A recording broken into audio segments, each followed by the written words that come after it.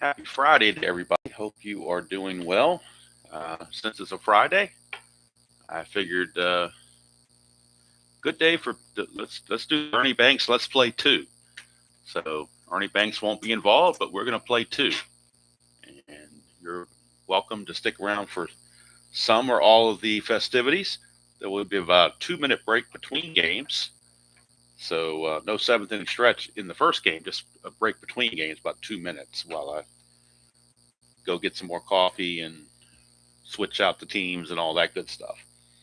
But game one is going to be here at the Metrodome in Minnesota. It's another game on the June 23rd docket, game number 480 overall of the replay. Twins and Cleveland Indians. Metrodome very hitter friendly. Singles are 1-16 left, 1-13 right, 11 both sides. Cleveland a miserable 25-42. Minnesota 32-36. Pitching matchup. Might be a lot of runs in this game. We got Mike Smithson for the Twins against knuckleballer Tom Candiotti for the Tribe. Real world, these two pitchers combined to go 11-25 with an ERA over 5. So could see a lot of runs here. And also, neither one of them are very good at holding runners. Mike Smithson's a +7, so he's a +5 automatically. So the fact that he's a +7, you could have a bad catcher, it wouldn't make a difference. Candiotti is a +2, and Bando's a +1, makes him a +3. Smithson, wild pitch 7, balk 7. Candiotti, wild pitch 13, balk 4. So, good morning, Dan. Thank you, Philip. I appreciate that.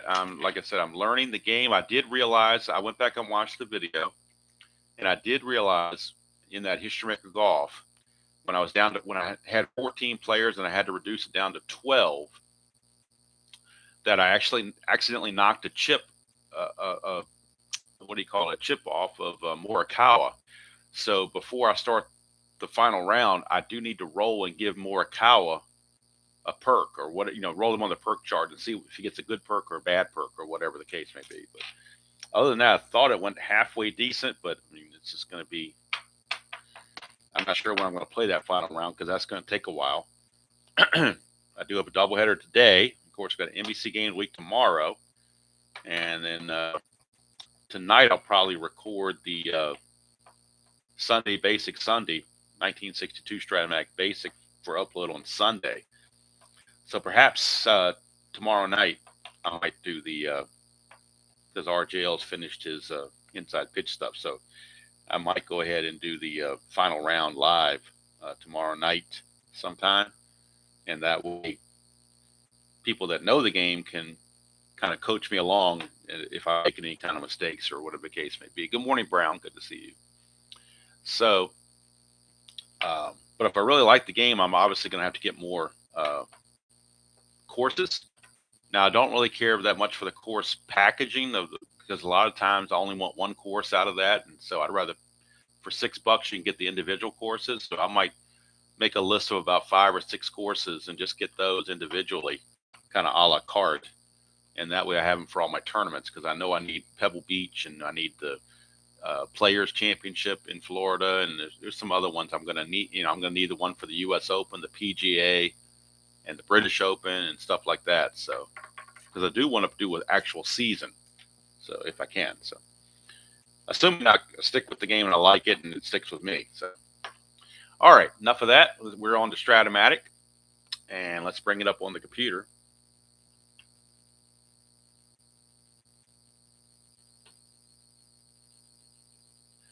Bring it up on the computer.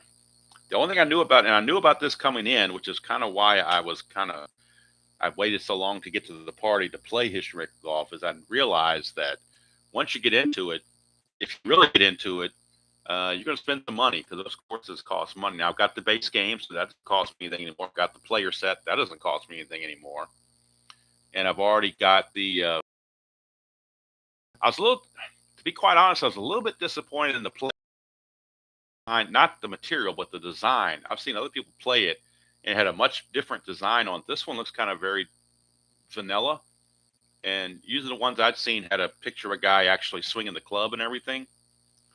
But I mean, it serves its purpose, so I'm not going to complain. All right. So let's get Smithson's numbers.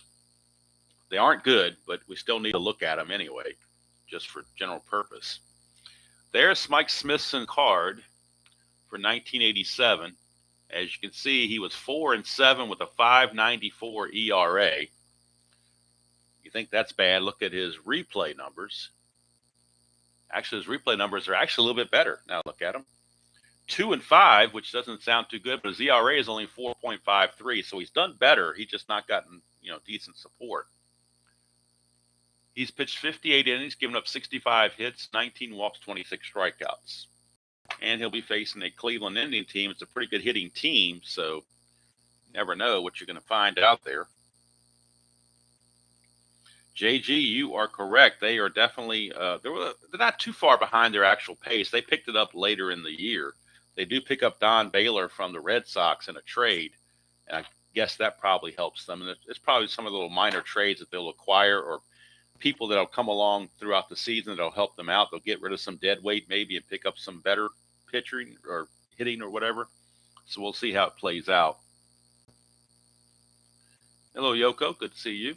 All right. So before the first pitch, of course, it is time for the ceremonial first sip. Got to be careful how I hold this coffee mug, because I was saying yesterday, I'm getting a little bit of osteoarthritis is what I understand it is in these last two fingers of my right hand. So I got to be careful. Sometimes they can give out on me or not, bend the way I want. So when I'm holding the coffee mug, I got to curl these fingers. It does kind of, make me unsteady. So I'm going to hold the coffee mug like this, because I think that'll give me better control of it. The last thing I want to do is spill the coffee mug on the score sheet. So that is some good coffee, as Mr. Guterman would have said. I still miss him. I wish he would come back and do games, but I understand he's got, things he's dealing with. So hopefully at some point he will come back. All right, Brett Butler is going to lead things off. He is hitting he's really doing well. He's hitting 360 on the replay, 416 driven in. He at 295 real world. And game one of the doubleheader is underway. 2-5, and that's a base on balls. Smithson wanted. You don't want to start walking guys, especially fast guys. And with that +5, that just opens things up for Butler to swipe a base pretty easily. Needs a 2 through 8 or a 12. Gets a 6, but at a 1, it means he's got a chance to get picked off, and that's the danger. That's the danger of trying to get the lead. So it's what I call the get back number is 13. Got to roll a 1 to 13 to get back safely. Otherwise, he's picked off 14 or higher. And Smithson picks him off. How about that? Wow. Butler thought he had a free chance there, and he gets picked off. Picked off there by Mike Smithson. Very bad hold rating, but somehow he managed to get the pickoff done. It's the way the dice go. All right, here's Julio Franco. Oh, wait a minute. Why is Tabler up there? Oh, you know what? I did something wrong with the computer. I did a pop-out for Franco instead of the pickoff. I need more coffee maybe. I don't know. All right, let's try this again. Pickoff, pop-out. There we go. Now we're set. Julio Franco, the batter, hitting 297 on the replay. 4 homers, 32 driven in. He hit 319 real world. 6-7, that's a strikeout for Smithson. So Smithson maybe a little pumped up about that pickoff. That'll send us to the designated hitter, Pat Tabler. Tabler's hitting 319, 4 homers, 33 driven in, hit 307 real world. 2-9, and that's a single 1 to 3, but that's a 17, so he was short. So Smithson escapes after the leadoff walk. That pickoff's kind of set the tone for the rest of the inning, and Cleveland went quietly. We go to the bottom of the first. Cleveland nothing, Minnesota coming to bat, and the knuckleballer Tom Cotton Candiotti is going to be up to get the start. We'll look at the numbers on Candiotti. Tom Candiotti, 1987 real world numbers, 7-18 with a 4.78 ERA. So obviously not very good. We'll get the numbers on the replay. On the replay, Candiotti is 2-8 with an ERA of 4.75, so pretty much right on the line there.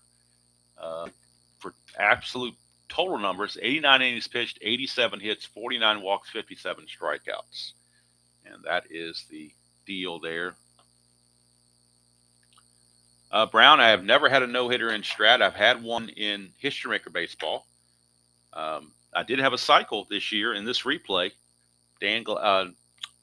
Greg Gagne, I think it was back in May sometime, hit for the cycle for the Twins. It's been my only cycle. I have yet to have a no-hitter. I've had a one-hitter and a two-hitter, but I've never had a no-hitter. So maybe one of these days. You never know. All right, Dan Gladden, 234 on the replay, 4 homers, 20 driven in. He hit 249 real world. 4-6, and that's a base on balls. Boy, it's just how the top of the first started. You don't want to start walking guys if you're Candiotti. He doesn't have a very good hold rating either at +3, so Gladden's going to try for the lead, 4, 5, or 6. And he gets it, but again, a 1. It's another possible pickoff. His get-back number is 14. And he barely gets, oh boy, he just got back. Ooh, and I think Joe Carter at first base swears he got him, but the umpire at first base, there is no replay. There are no challenges in 1987, so the umpire's rule stands. All right, that brings up Al Newman, second baseman. He's hitting 253 on the replay. No homers, 9 driven in. He hit 221 real world. 4-4 switch hitter is a fly ball center field X. We're looking at Butler. He's a 2E5, so you think he would get to that. 2 and a 10. Definitely gets to it. Let's see here. That is an 11, and he is an E5. I don't think that's an issue here either. Nope, it's not. And the 2 with a 10 is an F2, so the run at first, F2 has to hold. So play there made by Brett Butler. 1 away, and that brings up Kirby Puckett. Kirby Puckett hitting 318, 10 homers, 37 driven in on the replay, 332 overall in the real world. Biggest disappointment, Brown, wait till the top of the second, and I will show you what the biggest disappointment is. All right, here is Puckett. 1-8, and that's a single to left field. That's going to hold Gladden at second base with the ball hit to left field. You would lose 2 trying to go from first to third on a single to left. And Hall's got a -1 arm, so they're not going to, with only 1 out, they're not going to make that out at third base. So here's Herbeck.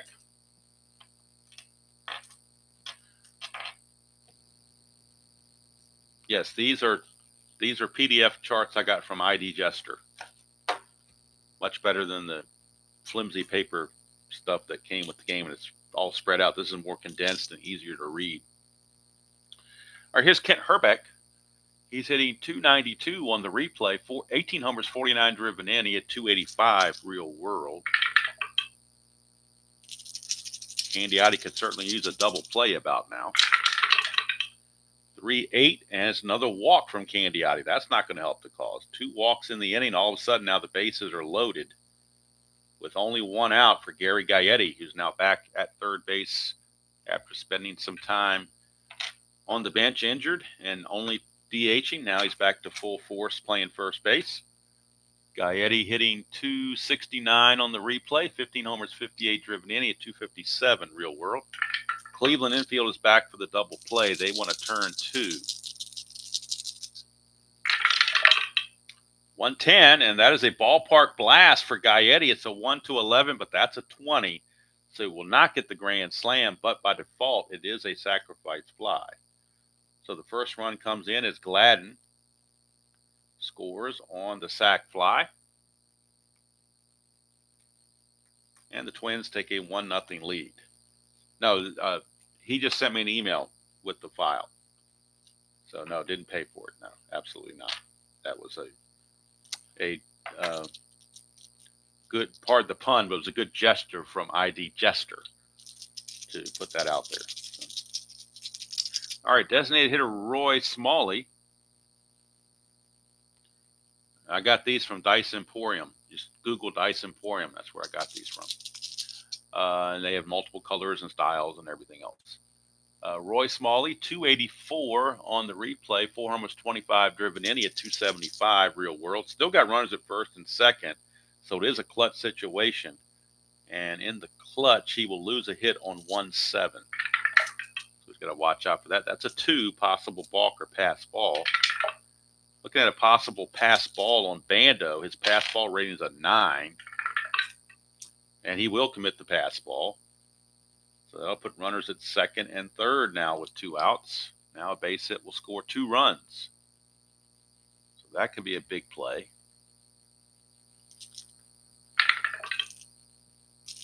Candiotti to Smalley. 1-7, and that's, well, it would have been a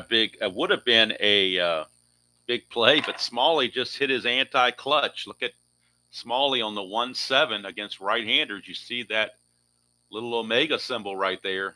That omega symbol next to the 7, that's an anti-clutch. That turns that hit into an out. And so he will pop it up to second base to end the inning. And somehow Candiotti gets out of all this mess with only 1 run allowed. That a small victory right there. So at the end of 1, it is Minnesota 1, Cleveland nothing. It'll be Carter, Hall, and Snyder due up for the Tribe. Dan, I've never heard of Dice Game Depot. That's a new one. I'll have to check them out. Hello, Kent. Good morning to you. All right, so if you were talking about Brown, you were asking about the biggest disappointment. Here he is right here in living color, Joe Carter. He is the project's disappointment. Look at Joe Carter's numbers. Well, first of all, let me get Smalley's thing in the computer here so I can get Joe Carter to bat. There we go. So if we look at Joe Carter, this is his card for 1987. Joe Carter, he hit 32 home runs and a 264 average, 588 at bats. He also drove in 106 runs. But on the replay, he's hitting a robust 204, 13 homers and 29 runs driven in, and he's pretty much halfway. He's had about half of his at-bats for the season. So he has been the ultimate disappointment. And anytime there are underperformers on other teams, I call him the Joe Carter of that team. So he is the disappointment right here. Hello, RN. Good to see you. If it gets blurred, it's the autofocus fixing when I put those other cards in front. I'm sure it messes with the autofocus. But these 87 cards are hard to see, the backs of them down here. You kind of have to bring them up high so you can see them if I want to show you what's on the small writing and everything. But it's just an autofocus deal on the webcam, I'm sure. All right, here's Carter. See what he can do here against Smithson. 2-6, and that's a ground ball to short. And Carter, again, continues to struggle. No surprise there. He's almost at 300 at bats. He's got 295 at bats now. So it's not like he's struggling early, and he's over halfway through his at bats. Here's Mel Hall. He is hitting 284 on the replay, 8 homers, 25 driven in. He at 280 real world, so he's kind of right on pace where he needs to be. 312, that's a split chance on the triangle. 1 to 10's a single. So 1-out single for Mel Hall. And Mel Hall, let's see, would he try to get a lead? Why not? It's a +5. So he needs a 4 through 6 to get the lead, or 11 he's caught. 4, 5, or 6 he gets, and it's an 11 he gets caught stealing. Wow. They're trying to take advantage of this +7 or +5 from Mike Smithson, and Butler got picked off, and now he gets caught stealing when we roll the 11 right here. So he's caught stealing. Wow, Mel Hall. Well, if you never attempt Mel Hall's stolen bases, he's not going to recreate his caught stealing real world numbers. Look at his real world stolen base chances. Real world, he stole 5 bases, got caught 4 times. In the replay, he's stolen 3 bases. This is his 3rd caught stealing. So if you don't try it, you're never going to match those caught stealing numbers. And I thought with the +5, it would be a good chance to do so. But boy, Twins are ready for it. So quickly 2 away. Base is clear now for Corey Snyder, the right fielder.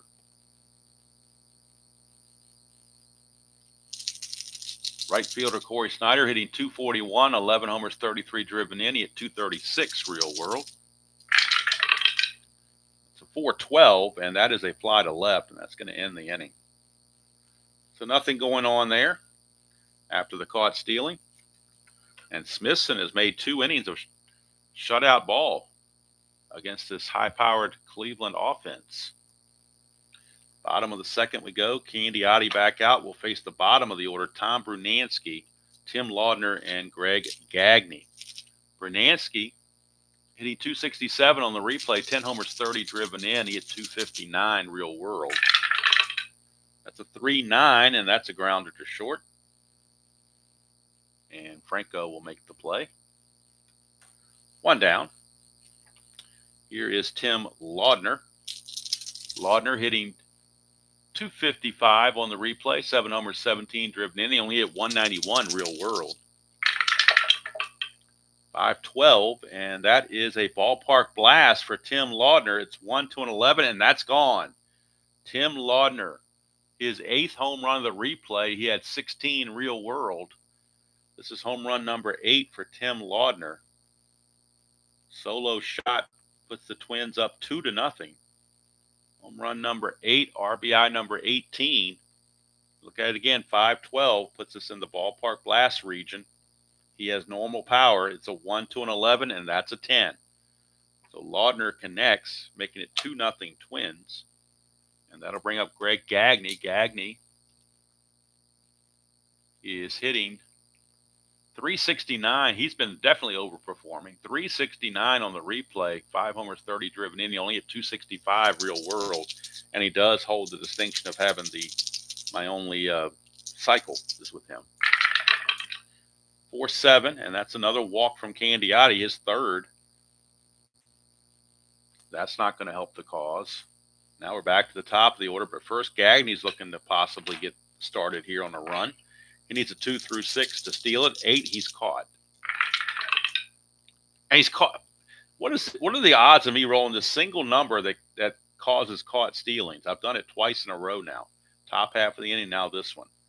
So he's caught stealing. It's going to go 2-4.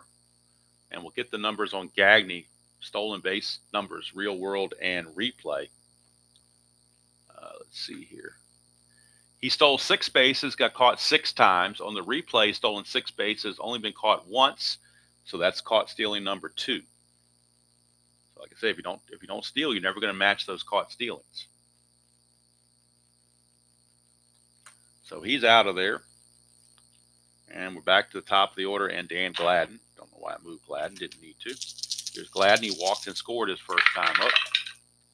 4-6, and that's another walk for Candiotti. Just can't find the strike zone. It's his 4th walk, and we're gonna be bullish here. We're gonna keep trying for the steal. 4, 5, or 6 for Gladden to get the steal. Doesn't get the lead, so he will hold. And here's Al Newman. 4-6, switch hitter batting left is another walk from Candiotti. His 5th walk in the 2nd inning here. He is just having some serious control issues right now. And here is Kirby Puckett. This could be a bullpen game for the Tribe if they're not careful. Here's Puckett. He could blow this thing open in one swing of the bat. 4-8, and that's a strikeout, a big one for Candiotti. That is his first strikeout, and it couldn't have come at a better time. Now there's 2 outs, bases loaded, clutch situation for Kent Hrbek. And in the clutch, he gains a hit on 112. Everywhere else, he's the same. Candiotti has to be careful. 2-6, and that's a ballpark blast. And that's gone. A grand salami for Kent Hrbek. Has just blown this game. Not a grand slam. It was a 3-run home run. I stand corrected. A 3-run home run for Kent Hrbek. The 2-6 is the ballpark blast. 1-11, that's a 9. It's gone. A 3-run home run for Kent Hrbek. And the Twins have an Abraham Lincoln 4-score inning here in the 2nd to take a 5-0 lead for Hrbek. That is going to be. Oh, you know what? I just saw something here. 86, that whole result. I just caught it. When Puckett struck out, that was the third out. Sorry, Mr. Herbeck, but there was a caught stealing here, a grounder to short here, and the strikeout. So that's it. The computer is keeping me straight because the computer is telling me that right now Brooke Jacoby should be batting for Cleveland. So let's fix all this. These guys did not score. I stand corrected on that one big time. Messy score sheet, but I do want to keep it accurate. But they do get the one run, the homer by Laudner, but that's all they get. They stay in the game. It's 2-0. That was a big oversight, and thankfully the Strat-O-Matic computer kept me straight, which can happen sometimes. You get going, and sometimes you forget how many outs there are. All right, so Brooke Jacoby will come up and try to get things started for Cleveland here in the top of the third. 329 average on the replay, 12 homers, 41 driven in, and even 300 on the season. That's a 4-6 against Smithson, and that's a walk. Well, we're just getting walks all over the place. Second walk for Smithson. Jacoby not interested in trying to run. Here's Bernazard, second baseman. He will eventually get traded to Oakland, but right now it's with Cleveland. Bernazard hitting 254 on the replay, 9 homers, 35 driven in. He hit 250 real world. 2-6, and that is a ground ball first base B. So Herbeck will go to second for the force play, but Bernazard too quick for the return throw. So just a fielder's choice, 3-6. And that will make for the first out of the inning. Now, Bernazard at first base, he's looking to run. He needs a 4, 5, or 6 to get the lead. 11, he's caught. There's no way in hell I'm going to roll another 11. No way. 10, I came close, didn't I? But he doesn't get the lead, so he'll hold. And here's Chris Bando. Bando hitting 187 on the replay, a homer, 13 driven in. He hit 218 real world. Switch hitter, 2-6. Fly ball to center. Hauled in by Puckett, 2 away. And now it's Brett Butler. He walked and got picked off his first time up. Bernazard still at first base. 3-7, and that's a 1 for a single, but and that is a 1. Wow, he rolled the double die, and he got that 5% chance. It's a single 1 star. Let's go keep the inning going. First and second now. Clutch situation for Julio Franco. Franco in the clutch. Loses 3 hits right here in a row. 1-8, 1-9, and 1-10. He loses hits on all 3 of those spots. Also on 3-10. So he's got 4 places he loses hits. 2-7, though, is a ground ball to short, and that will end the inning. So Smithson pitches around that. Somehow he has kept the Tribe off the board. It is still 2-0 as we go to the bottom of the third. Bottom of the third we go. And now Herbeck gets to bat for real. Kind of had a false start there with that, what we thought was a 3-run homer, not realizing that there were already 3 outs. I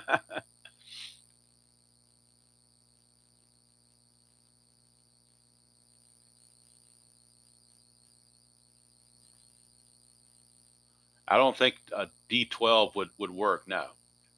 Because the D12, you'd have 12 equal chances to have numbers come up with. The whole magic of Strat-O-Matic is the fact that the 7 comes up more than the 12.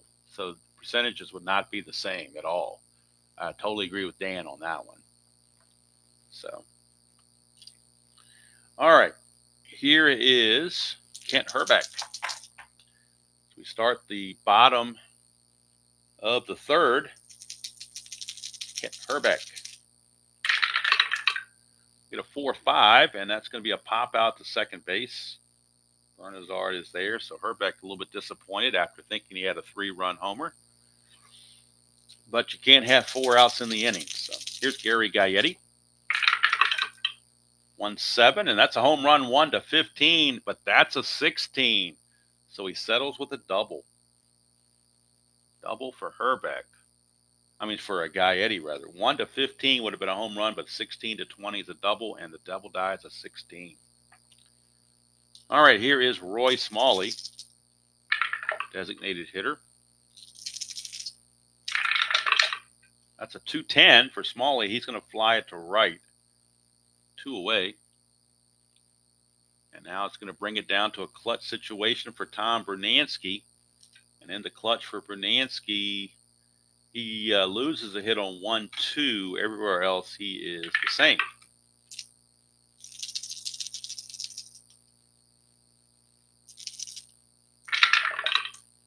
.610, and that's a ground ball third base X. Third baseman is Jacoby, the 4E25. 4 and a 15 is good. 4 and a 15 is a G2. That's an 8, and he is an E25. That could be a little iffy.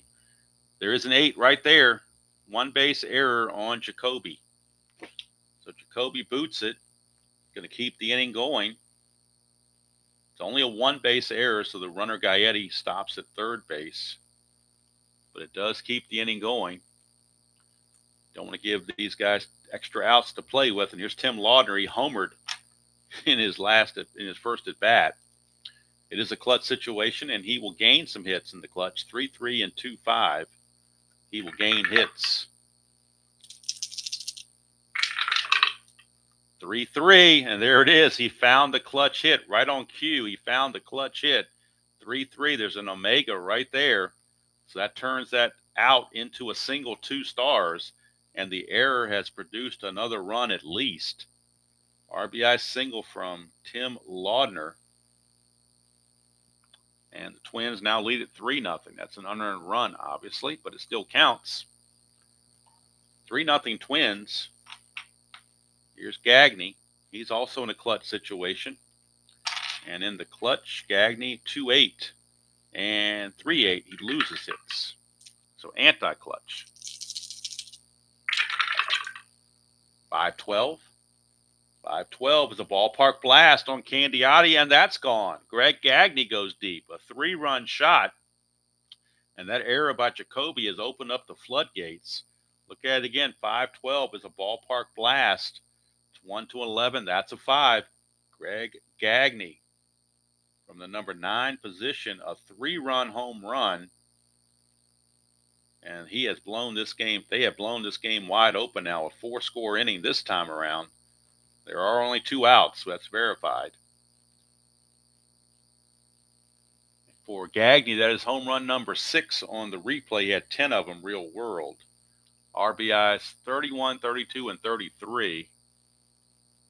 And it is now 6-0 in favor of the Twins. All 4 of these runs are unearned due to the error on Jacoby. It's Gladden, 5-9, and that's a fly to center to finally end the inning. But 6-0 lead for the Twins. And they may just have Candiotti pitch to burn some innings here, not burn the bullpen. Sometimes you bring in a reliever to be the sacrificial lamb, but it might be the starter this time. It might be Candiotti. All right, so Mike Smithson all of a sudden has been given a 6-0 lead. So, but it is not above him to blow that lead. So you never know.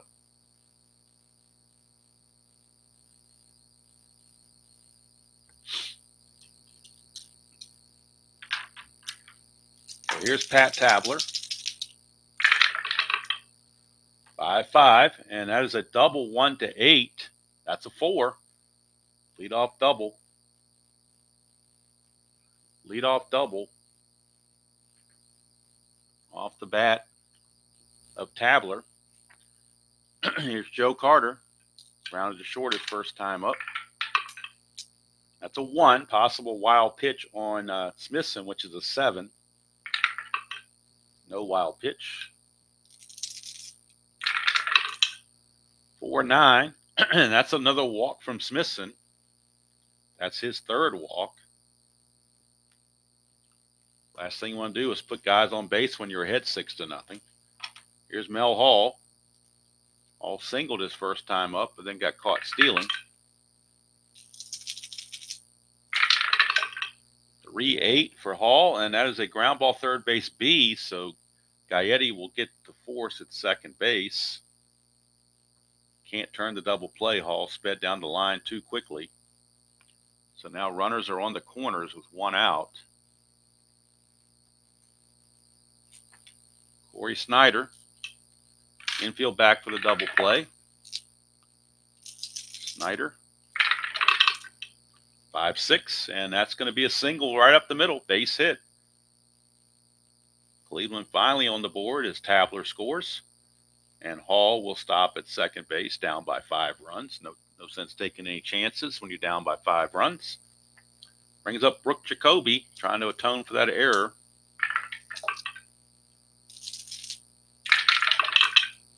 .29, and he doesn't. He hits into a double play. Goes from bad to worse for Jacoby. He hits into the 5-4-3 around the horn double play to end the inning and cap the Tribe at just 1 run. So a bad day for Jacoby, obviously.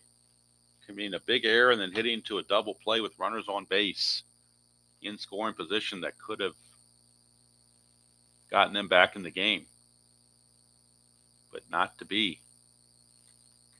We go to the top of the the bottom of the 4th. Candiotti's coming back out. He'll be facing Newman, Puckett, and Herbeck. I do have Scott Bales, a left-hander. He is loosening the bullpen just in case they want to go that route. See what Candiotti can do here against Newman.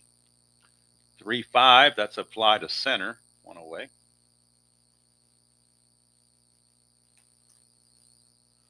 One down.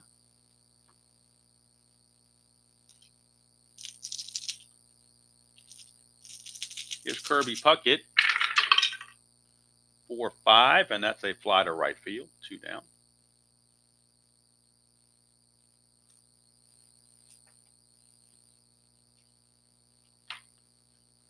Here is Herbeck. He's still upset about not getting a 3-run homer, but you can't have 4 outs. Come on. 1-3, and that's a ground ball to short. So it's a 1-2-3 inning for Tom Candiotti.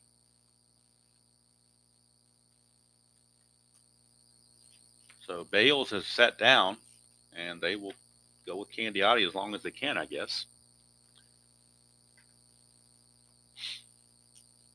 Dan, that's a very good explanation. Thank you for pointing that out with the probabilities, so forth, which is what the whole Strat-O-Matic engine is built on, is probabilities.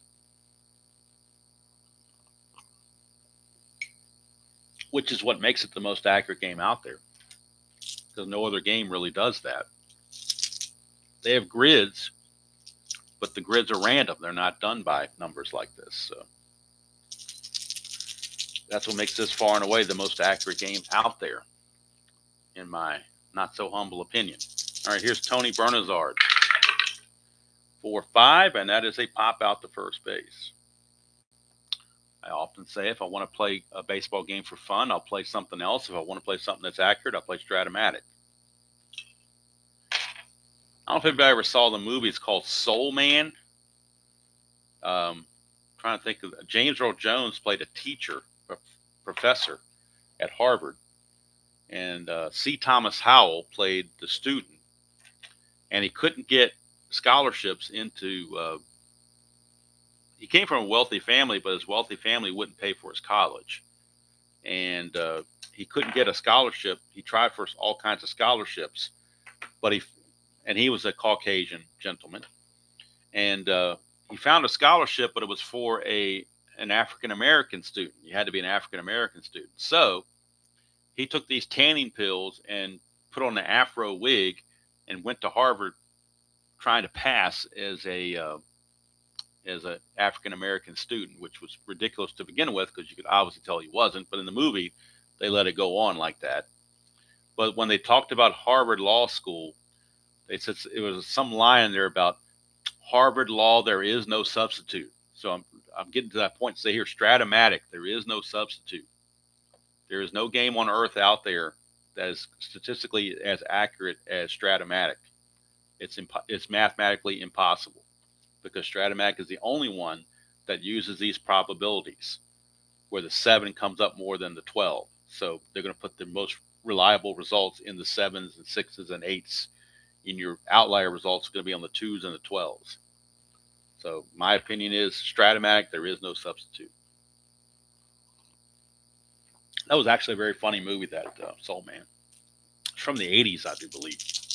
But James Earl Jones, that was my first intro to James Earl Jones. I saw that before I saw Field of Dreams or anything else or Star Wars or any of that stuff. But he was a badass professor, I will say that. All right, here is Chris Bando. Sorry for the diversion there. 411, and that is a fly ball right field X. We are looking at Brunansky. He's a 2E4. Oh, that's an 18. That's terrible. And he got a 2. This is a double whammy on Brunansky. This is really not fair to Brunansky, but that's just the way it goes. So a 2 and a 2 is a single 2 stars. And then the 18, even on an E4, the 18 is a 3-base error.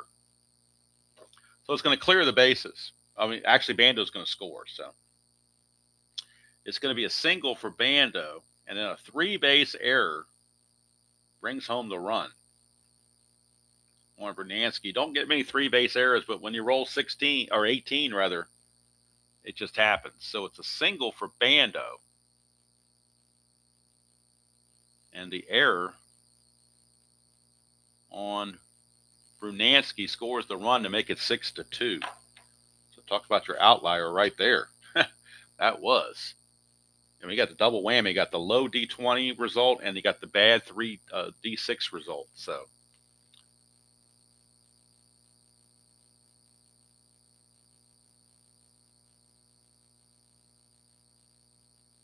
that's correct, Dan. You actually corrected. A 12-sided die, same as the 20-sided die. Each of these numbers on the 20-sided die has a 5% chance of coming up. There is no advantage to that. But when you have 2D6s, just by mathematical formulas of the dice, the number of combinations that can add up to 7. You got a 4 and a 3, you got a 1 and a 6, and you got a 2 and a 5. So right there's 3 chances, 3 different combinations that can total 7, which is why it comes up most often. Where the single dies only have whatever the percentage is of the side of the die. So if it's a 6-sided die, you got a 1 in 6 chance. 20-sided die, 1 in 20. 10-sided die, 1 in 10, and so forth. All right, here's Brett Butler. 6-8 for Butler, and that's a fly to center, 2 down.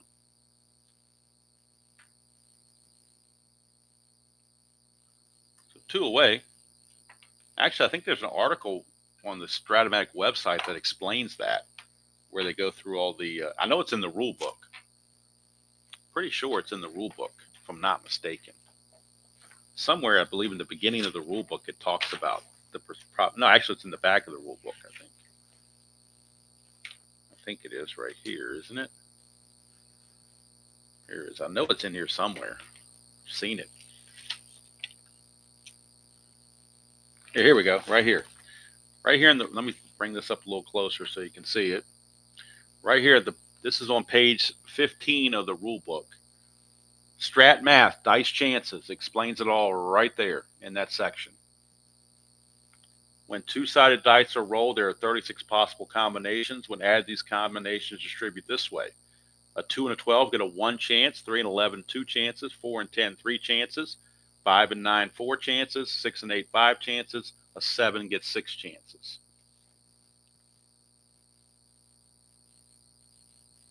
So that's right there on the rule book. It explains the math, and that's why Strat-O-Matic is Strat-O-Matic. All right, here's Julio Franco. That's a 2-11, and that's a pop out to third, and that will end the inning. But the run scores, it's obviously unearned, but Cleveland can take all the help they can get. We go to the bottom of the 5th. It is still 6-2 here in this first game of a doubleheader. Don't know what caused me to want to do a doubleheader today, but maybe regretting it by the time the second game comes around, but we'll see. I know I'm going to need fresh coffee between games, fresh cup of coffee. So I'll take about a 2-minute break between games to do that and set up the next game. Here's Gary Gaetti. 4-3. Ground ball first base X. We're looking at Carter. He's a 3E24. for Carter. 3 and 11. He will get to that. 3 and 11 is a G2. That's a 12, and he is an where is it? E24 at first base, and a 12. And there's a 12 right there. So Joe Carter commits the error. He's on that E24. You got 11, 12, 13, and 14 all right here in a row. So it's a one base error on Carter. So not only is his offense an issue, his defense has also been an issue. So a one base error on Carter. And that's the second big error on the Tribe, and it's certainly not helping Candiotti's case at all. Not at all. Gary Gaetti, see if he can get a lead. Needs a 3, 4, 5, or 6 to get the lead. 12 he's caught. That's an 8. He does not get the lead. He will hold. Here's Roy Smalley. 3, 8, and that is a fly to center. One away.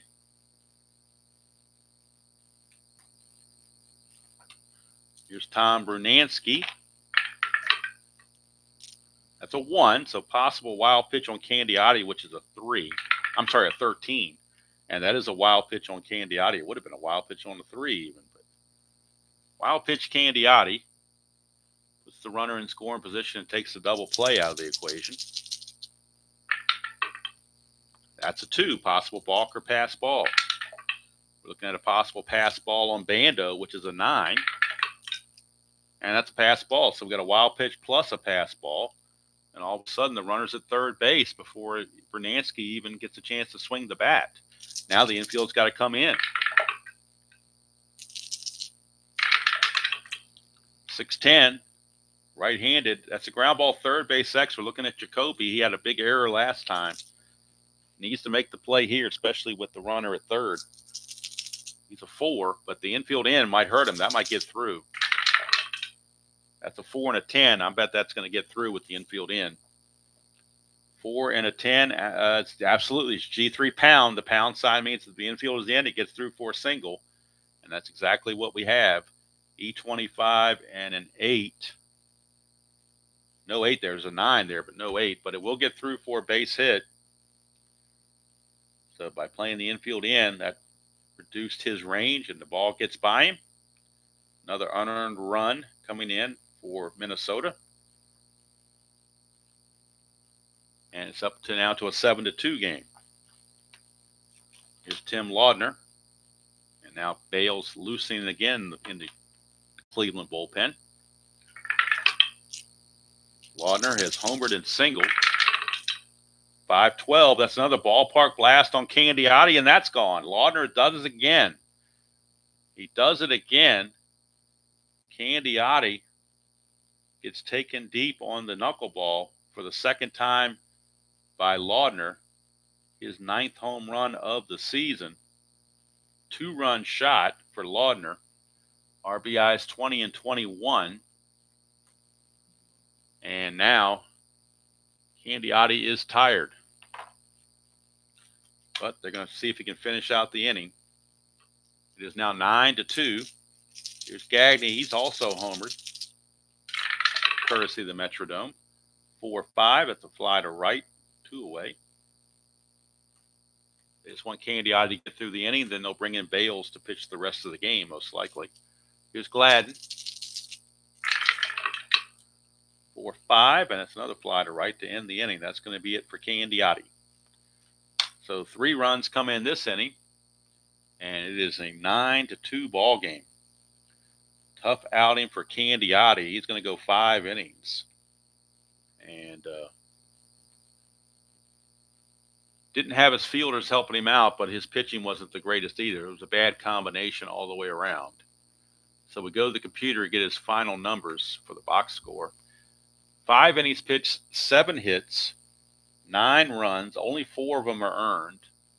5 walks. That definitely didn't help his cause. And 1 strikeout. So definitely a rough performance there. And Scott Bales, he has a fatigue of 3 in relief. He's going to try to pitch as many innings as he can to save the rest of the bullpen on a game that pretty much is hopelessly lost. So you don't want to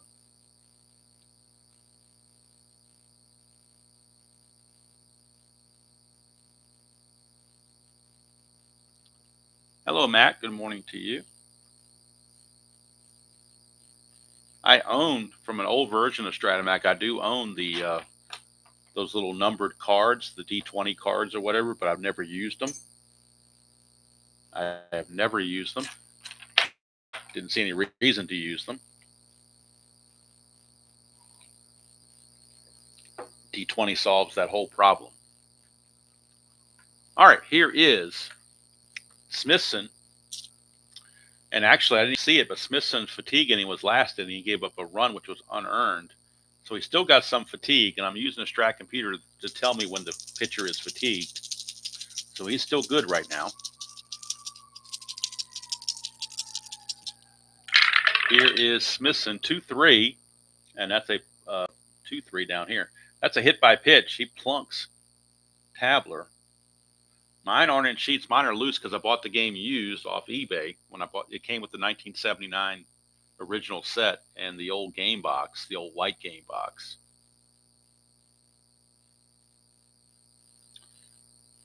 So it had, they were already separated. Those little split cards were already separated. I've never used them. Don't really care to use them. I guess on one of my basic Sunday games, maybe I could try it to go real old school. I don't know, but not sure I'd really want to deal with all that. Here's Joe Carter. 3-6 for Carter, and he hits it. Carter's just having a rough day, rough year, actually. So this is a Giovanni's Taylor shop. Taylor made double play right here. Ground ball shortstop A, 6-4-3 double play. Giovanni's Taylor shop in Lemoyne, Pennsylvania. Be sure to check them out. Tell them Demo sent you. They'll give you a discount. They are the unofficial sponsor of the channel, the official sponsor of the Giovanni's Taylor shop. Taylor made double play of the game, and Joe Carter just hit into that. 2 quick outs, and here's Mel Hall.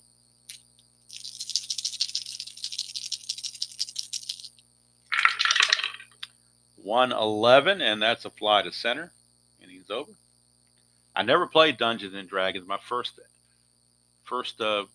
thing into cards and dice was Strat-O-Matic.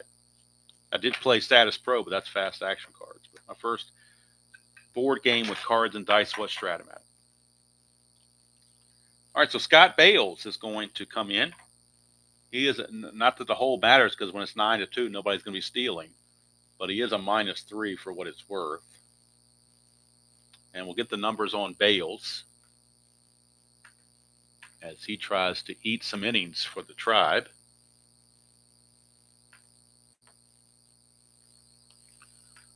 So on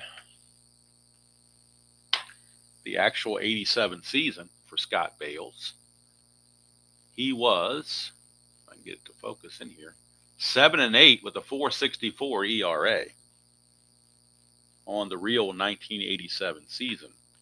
He also had 6 saves. On the replay, he's 3-5 with a 5.86 ERA and 3 saves. 55 innings pitched, 73 hits, 16 walks, and 28 strikeouts. And he'll start out facing Newman, Puckett, and Herbeck.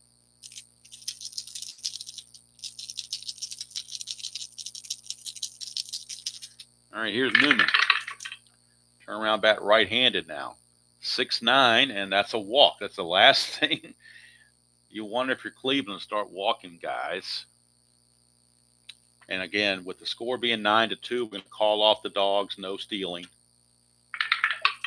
Runners aren't even going to be held. So here's Puckett. 1-7, and that's a double for Puckett, but we're going to do station to station with the score being what it is.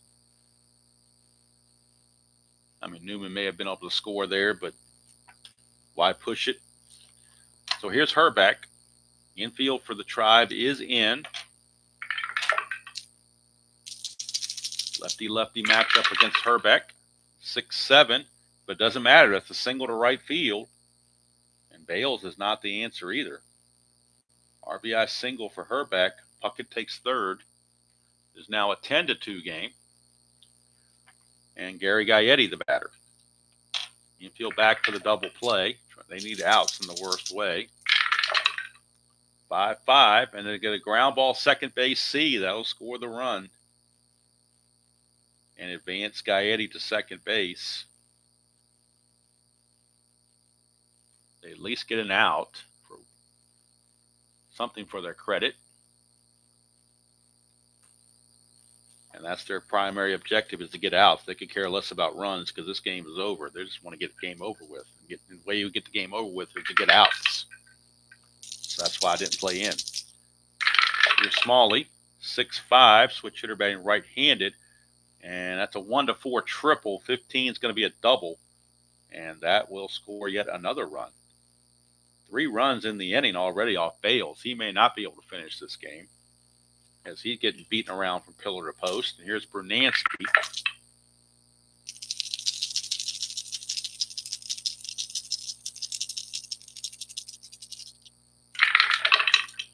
There's a 5-11 against a right-hander. 5-11, that's a ballpark blast. That's not what they needed.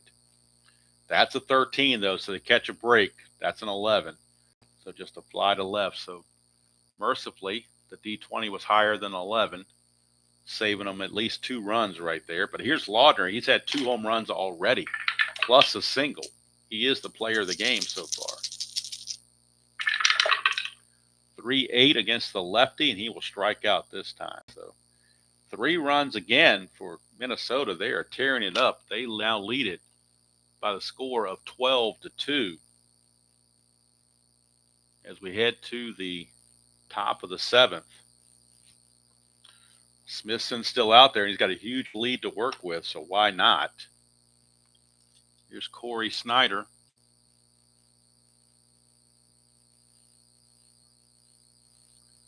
Why only AL? Because I did the 1987 NL already, in part by doing a 1987 Atlanta Braves replay in History Maker Baseball. So I didn't want to double dip there, and plus I'd never get this done if I had to do both leagues. This is taking long enough, just the American League. All right, here is Corey Snyder. Whoa, got hopping dice. If I ever decided to do another season replay, like maybe from back in the 60s or 40s or something, I would do, because it'd be fewer teams, I would do the whole thing. Maybe I'd do like a 41 replay or something like that, or 47 replay or whatever. I would do the whole thing, because then you got less games, and I wouldn't have already played, some of the other stuff. So 3-6, and that's a double 1-4. That is a 4. Devil die. Helps him out, and Corey Snyder finally catches a break for the Tribe with a double. Oops, get over here, double. All right, here's Brooke Jacoby. He's had a rough game, a big error and a double play at the worst times. 6-5, and that's a fly to right, 1 away. That'll bring up Tony Bernazard.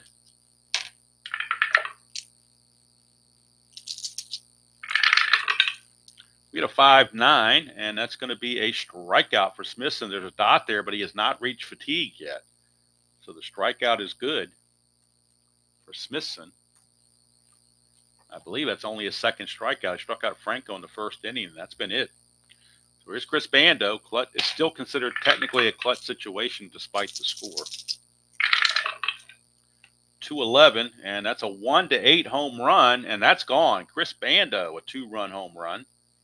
And that probably will cap it off for Smithson. It will cap him at 7 innings. So a home run from Chris Bando.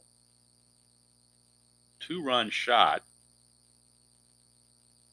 Cuts the lead now to 12-4. 2-run home run for Bando. That is his 2nd of the season. He had 5 real world home runs. RBIs 14 and 15. But the 2-11 is the 1-8 home run, 9-20 double, and that was a 7. So Bando hits the home run. Smithson just wants to finish out the inning, then turn it over to the bullpen to mop up. Here's Butler. 3-10 for Butler, and that's a split, 1-7 to single. That is a 7. So Butler gets a base hit. And now Smithson has reached fatigue, but they're trying to get that 3rd out, so they're going to leave him out there to get the 3rd out if they can possibly do it. Here's Franco. 1-9 for Franco, and that's a single. There's an anti-clutch, but the runner's only at first base, so the single stands. Single to center. And for the Tribe, that is their 9th hit. Here's Pat Tabler. If Smithson doesn't get Tabler, they may go to the bullpen before the 7th inning. But they're trying to give Smithson every opportunity to get out of the mess and clean up the inning. 1-8, and he does it with a ground ball to short. That will end the inning and end the day for Smithson, but he will get the win and improve to 3-5. So 2 runs come in there, and we can cap Smithson at 7 innings pitched.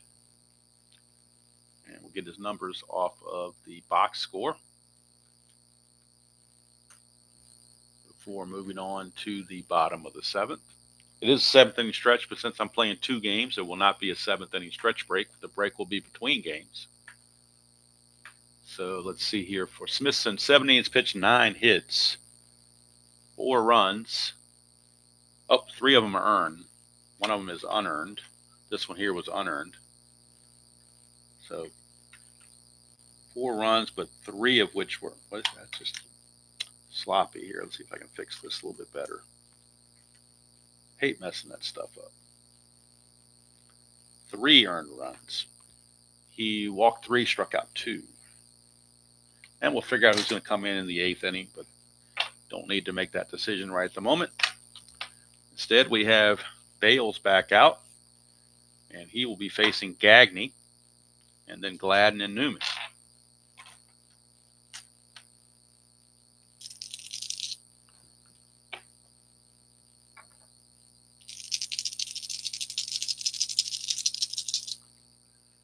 All right. Here is Mr. Gagne. 4-4, right-handed, and that's a fly ball center field X. We're looking at Butler. He's a 2E5. 2 and a 3. Boy, the double die is just not helping out at all. 2 and a 3 is going to drop for a base hit. It's going to be a single. That's a 14, E5 and a 14. There is no error there, but it will be a single. So Gagne gets his 2nd hit of the game.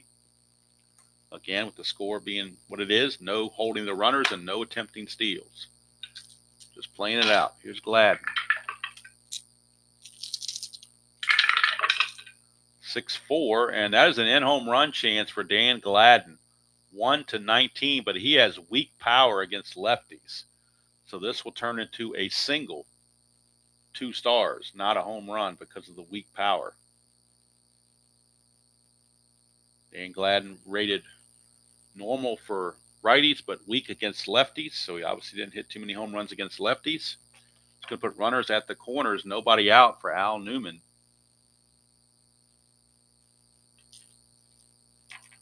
Infield playing for the double play. They need outs. They could care less about runs. They need outs to get out of this game. 4-6. That's a fly ball center field B. It'll be a sacrifice fly as Gagne comes in to score. Sac fly from Newman. Gets his 10th run batted in on the season. He had 29 of them real world. It is now 13-4. 1 out, and here's Puckett. Bales could use a double play right now to bail him out. 2-9, and he gets it right on cue. 2-9's a ground ball third base A. We got a 5-4-3 around the horn. Double play.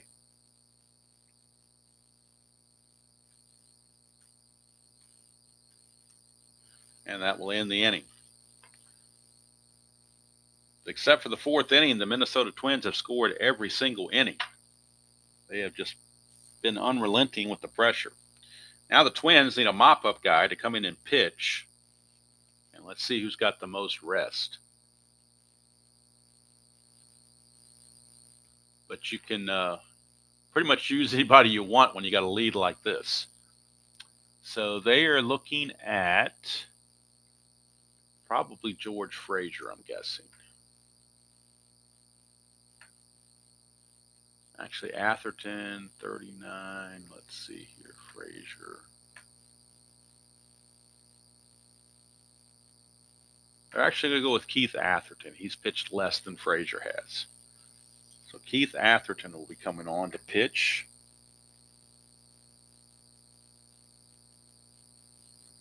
Keith Atherton.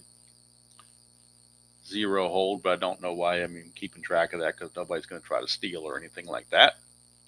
So we'll bring Atherton on and get his numbers. On the real season, Atherton 7-5 with a 4.54 ERA and 2 saves. On the replays, 1-5, but his ERA is 8.47. 3 saves, 39 innings pitched, 42 hits, 16 walks, 30 strikeouts. So he's your good mop-up guy when you got a guy with an ERA over 8 in the replay. It's a good time to use him. So you got the movable force against the very, what's that, whatever that phrase is. Got two bad ones going at it, Carter and Atherton. Something's got to give here.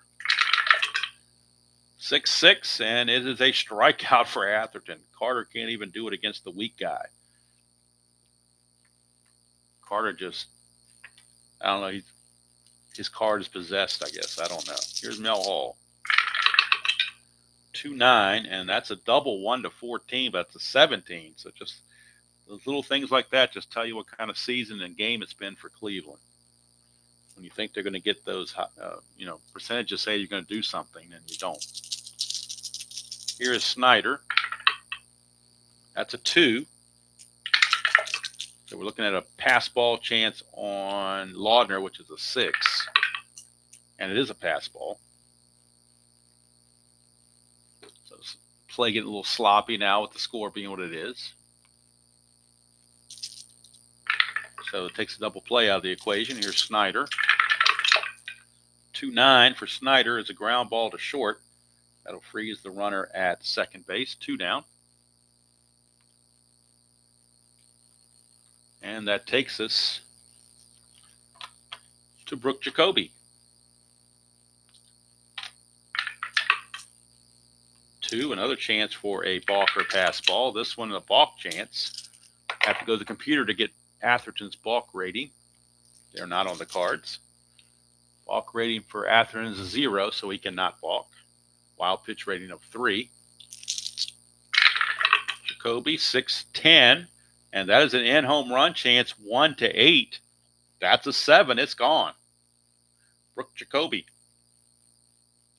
2-run home run for Jacoby. And this is definitely the offensive outburst I was expecting from both teams. 13th home run for Jacoby. He had 32 of them real world. 13th home run on the replay. RBI is 42 and 43. And it does cut the lead to 13-6. Sounds like a football score. Here's Bernazard. But Atherton's in there for the duration. Tom Kelly does not want to burn another pitcher. 3-3. That's a ballpark single check. And as a left-hander, it's a 1-16, but that's an 18. That, in a nutshell, is what's going on with the Tribe right there. You get a 1-16 chance. I believe that's 80%. And you find the 20%. Just the way it is. Just the way it is. So he lines it to Newman at second base to end the inning. 2 runs come on. And we go to the bottom of the 8th, still 13-6. Or the score is now 13-6, rather. And it'll be it'll be Herbeck leading things off because Puckett hit into the double play last time. It'll be Herbeck leading things off. As a 1-5, and that's a ground ball to first. 1 away. And that'll send up Gary Gaetti. 4-9, and that's a fly to left. So maybe Bales can put a 0 on the scoreboard for a change. Here's Smalley. 1-6 for Smalley. That's a single. So, you just couldn't have a 1-2-3 inning. Just wasn't going to be a thing. That is hit number 13 for the Twins. They've got 13 runs and 13 hits. Cleveland has 6 runs and 11 hits, so they're no slouch either, but they have no pitching. Here's Bernansky. And on deck is Laudner, who's got 2 home runs already. 5-10, that's a catcher X. We're looking at Bando, 2-E2. 2 and an 8. 2 and an 8. Whoops, wrong chart here. 2 and an 8 is a P/F. It's a possible pass ball. That's a 13. He's an E2. So no 13 there, but a P/F. We're looking at the wild pitch rating of the pitcher. His wild pitch rating for Bales to see if a pass ball has occurred. The wild pitch rating on Bales is a 5. So it's a 1 to 5. We got a pass ball, 6 or higher. It's a foul out. And it's a foul out to end the inning. I think we can safely put the X there because I don't believe that the Tribe's going to score 7 runs in the 9th inning. Don't see that happening at all. So top of the 9th we go. Bando, it'll be Bando, Butler, and Franco due up for Cleveland. Bando homered his last time up. And don't forget, game 2 will be coming up shortly. After about a 2-minute break, it'll be the Royals and the A's from Oakland. Jose Rijo against, I believe, Mark Gubicza. So if somebody needs to get ID on the phone, tell them to come and check out Gubicza. And here's Bando. 3-7 for Bando, and that's a strikeout. Bando out on strikes. Let's see, I'm kind of off the page here a little bit, so let's back up 1 notch. Maybe 2 notches. So Bando, 3-7 right here is a strikeout. Bando out on strikes. Here's Brett Butler. 5-6 left-handed is another strikeout for Atherton. So he's come back with some good pitching. And the last chance saloon is going to be Julio Franco. Julio Franco, the batter. And Franco is 1 for 4. 3-7 for Franco, and he flies to center, and that's going to do it. This game is in the books now. 13-6, your final. 6 runs, 11 hits, and 6 runs, 11 hits, and 2 errors for Cleveland. 13 runs and 13 hits and 1 error for Minnesota. Let's see, Atherton's, well, we'll go to the box score, and that'll clean up the details instead of me having to do math. So we go to the box score. Twins get the emphatic victory over the Tribe. Minnesota improves to 33-36. Candiotti takes the loss. He is now 2-9. Bales went 3 innings to save their bullpen. 6 hits, 4 runs, all of which were earned. So Bales will be unavailable in the next game. A walk and a strikeout. Atherton went 2 innings, giving up 2 hits and 2 runs. No walks, 3 strikeouts. So next game for Atherton, he will be available, but I'll put him at the bottom of the list as far as I'll use the other guys first, as long as it makes sense. We'll try to give him a day off if possible. So there's game 1. It is in the books. And player of the game, I don't think there's any question about it, is Tim Laudner. Tim Laudner, 3 for 4 with 2 home runs, 3 runs scored, and 4 runs batted in. Pretty good for a guy who hit 191 real world. So Laudner is your player of the game. Let's see what that does to the standings in the American League West. Minnesota with the win now they are pulling to a 3rd place tie with Kansas City, but that will be broken when we play the next game. They are both 8.5 back of Oakland. So somebody needs to start beating Oakland to give these American League West teams a chance, or else Oakland's going to just run away with it. So we'll see what happens there. But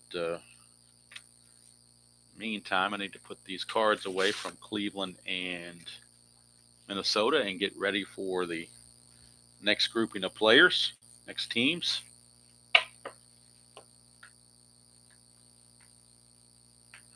And I'll set that up on the Strat computer as well. It will be Gubicza against Jose Rijo from Oakland Coliseum.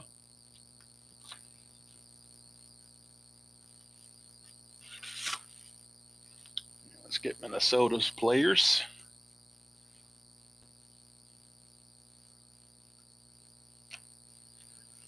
Get them put away.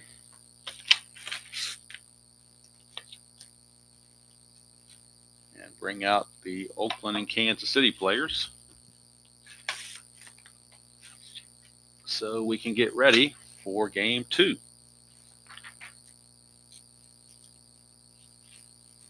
Kansas City and Oakland from Oakland. Kansas City 32-35, Oakland 41-27. So as we look at the game notes that are up there, I'm looking at the game notes that Strat-O-Matic provides. Who's hot for Oakland? The hot player is Mark McGwire. He's hitting .333 in his last 10 games with 4 home runs. For the Royals, George Brett's the hot player. He's hitting .350 in his last 10 games with 3 home runs. The not-so-hot hitters, Angel Salazar is hitting a .139, and Willie Wilson's hitting a .143, and Hot Dog Jackson's hitting 100 over the last 10 games. So those are the not-so-hot and hot batters. Let's see here. Kansas City. Saberhagen won the first game for them as they beat Oakland by the score of 7-0. Shut them out. This game here is game 2 of 3 in the series. The final game of the series, Danny Jackson will take on Kurt Young, 2 lefties. That'll be on the June 24th date. But right now we are looking at June 23rd, and we're going to get everything set up. So we're going to have Mark Gubicza for the Royals. And we're going to have Jose Rijo for the Oakland A's.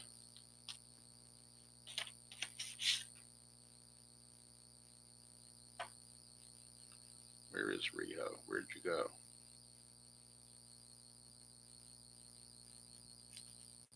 Oh, I need to get him out of the minor leagues. That's what it is. Okay. I've got the minor league envelopes over here on the drawer next to me, so very easy to get into, and we'll figure out who, if anybody, is going to the minor leagues for Oakland. I got to look at the Strat computer and look at their roster. But Jose Rijo, where is your card, Jose? I thought I pulled his card already, but I guess I didn't. Because if I would have it already, unless it's just buried under somebody else's card. Maybe it is. Nope, there it is right here. Jose Rijo is right in the minor leagues. So there he is. So I'm going to look at the Strat computer and see who's available and make sure, see if anybody was sent down from Oakland. Let's see their bench. Get the Oakland bench here. Javier, LeMaster, Tettleton. Say, yep, those are the right 4 guys. Bullpen. Now, I guess they were just short a player because the rest of all the 5 guys in the bullpen are still on the roster. So I guess they were running short a player at one point. And that's what happened. So that's that. So Jose Rijo being called up to make a start against Mr. Gubicza. Rijo 2-0 on the replay. Gubicza is 5-5 on the replay. Also going to change out the dice for Oakland A colored dice. Get some new D6s and a D20 out here for the Oakland A's.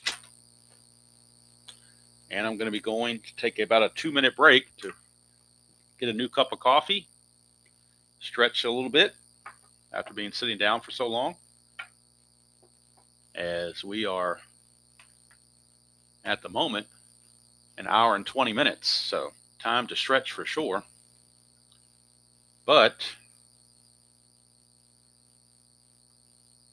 we won't leave you in silence. I will leave something playing in the meantime while I'm away. So about a 2-minute break and we'll be ready for game number 2. I'll be back in about 2 minutes. Let's go. Batter up. We're taking the afternoon off. It's a beautiful day for a ball game. Today. The fans are out to get a ticket or two. From Walla Walla, Washington to Kalamazoo. It's a beautiful day for a home run. But even a triple's okay. We're gonna cheer and move and raise a hullabaloo at the ball game today. Batter off, strike one. Hey, the game has just begun and the home team's out to win. Very sweet, right two. And the pitch is Dipsy too. Genius fastball popped right in. This is it. They're right three. Fans are tearing up the chairs, but what the heck? Who cares? It's a beautiful day for a ball game. Today. If you and I are out of dollars and cents, we can always share a little hope in the face. It's a beautiful day for the ladies, so throw all your dishes away. We're gonna cheer and move and raise a hullabaloo at the ball game today. At the ball game, the wonderful ball game today.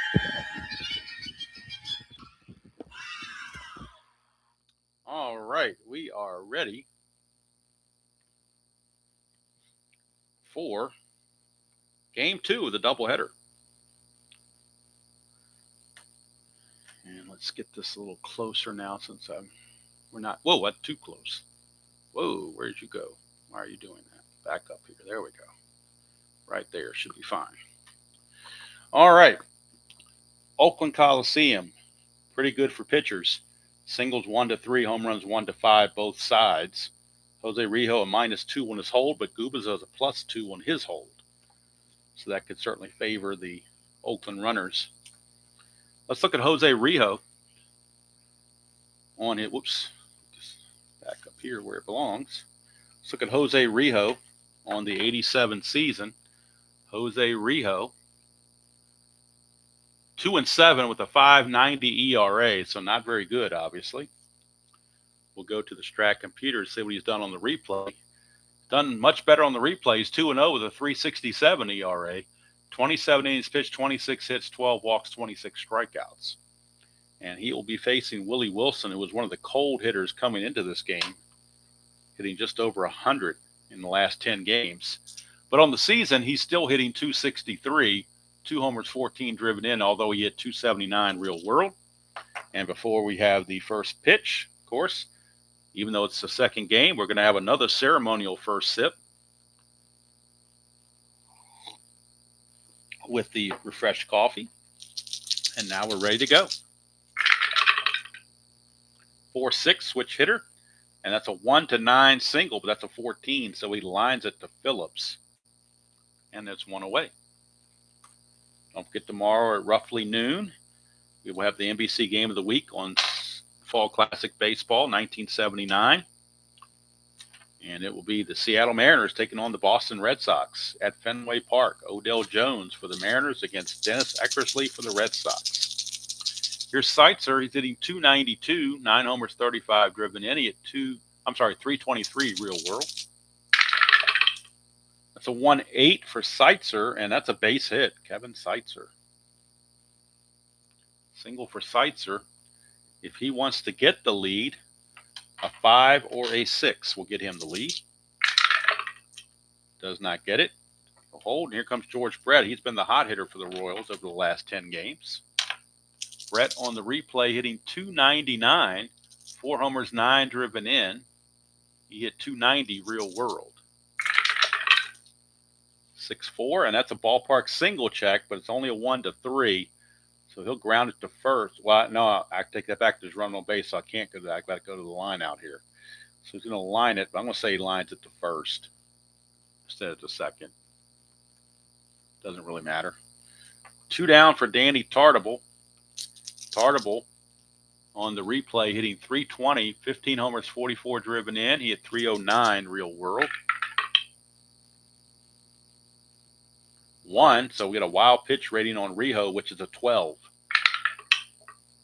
So Rijo will uncork the wild pitch. This will turn this into a clutch at bat now for Tartable, as the runner is now in scoring position. So Tartable in the clutch will lose a bunch of hits. 2-8, 2-9, and 3-10. So he loses 3 hits by the runner being at second base now. But we'll see if he can overcome that. Drive home the run anyway, because the Royals need to win this game. 6-4, and that's a catcher X. We're looking at Steinbach. He's a 3E7. 3-17, no problem at all.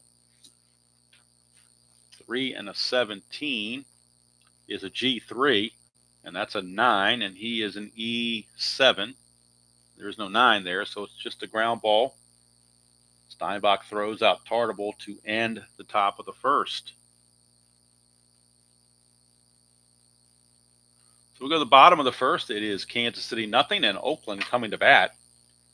And ID Jester's favorite pitcher, Mark Gubaza, affectionately known as Gubaza, is on the mound. We'll get the numbers on Gubaza, or Gubaza. Get his numbers on Real World and Replay. In the 1987 season from Mark Gubaza, he checked in at 13-18 with an ERA of 3.98. 3.98. And on the real season, or on the replay rather, he is 5-5 with an ERA of 4.06, so not too far off. 95 innings pitched, 92 hits, 36 walks, 63 strikeouts. And Luis Polonia will lead off for Oakland. Polonia hitting 274, 2 homers, 7 driven in. He hit 287 real world. 1-7, and that's a double 1-9, and that's exactly what he has, a leadoff double for Luis Polonia. And here comes Oakland. They've been the surprise team in the league by how well they're doing. Here's Mike Davis, right fielder. He's hitting 289 on the replay, 15 homers, 45 driven in, and he hit 265 real world.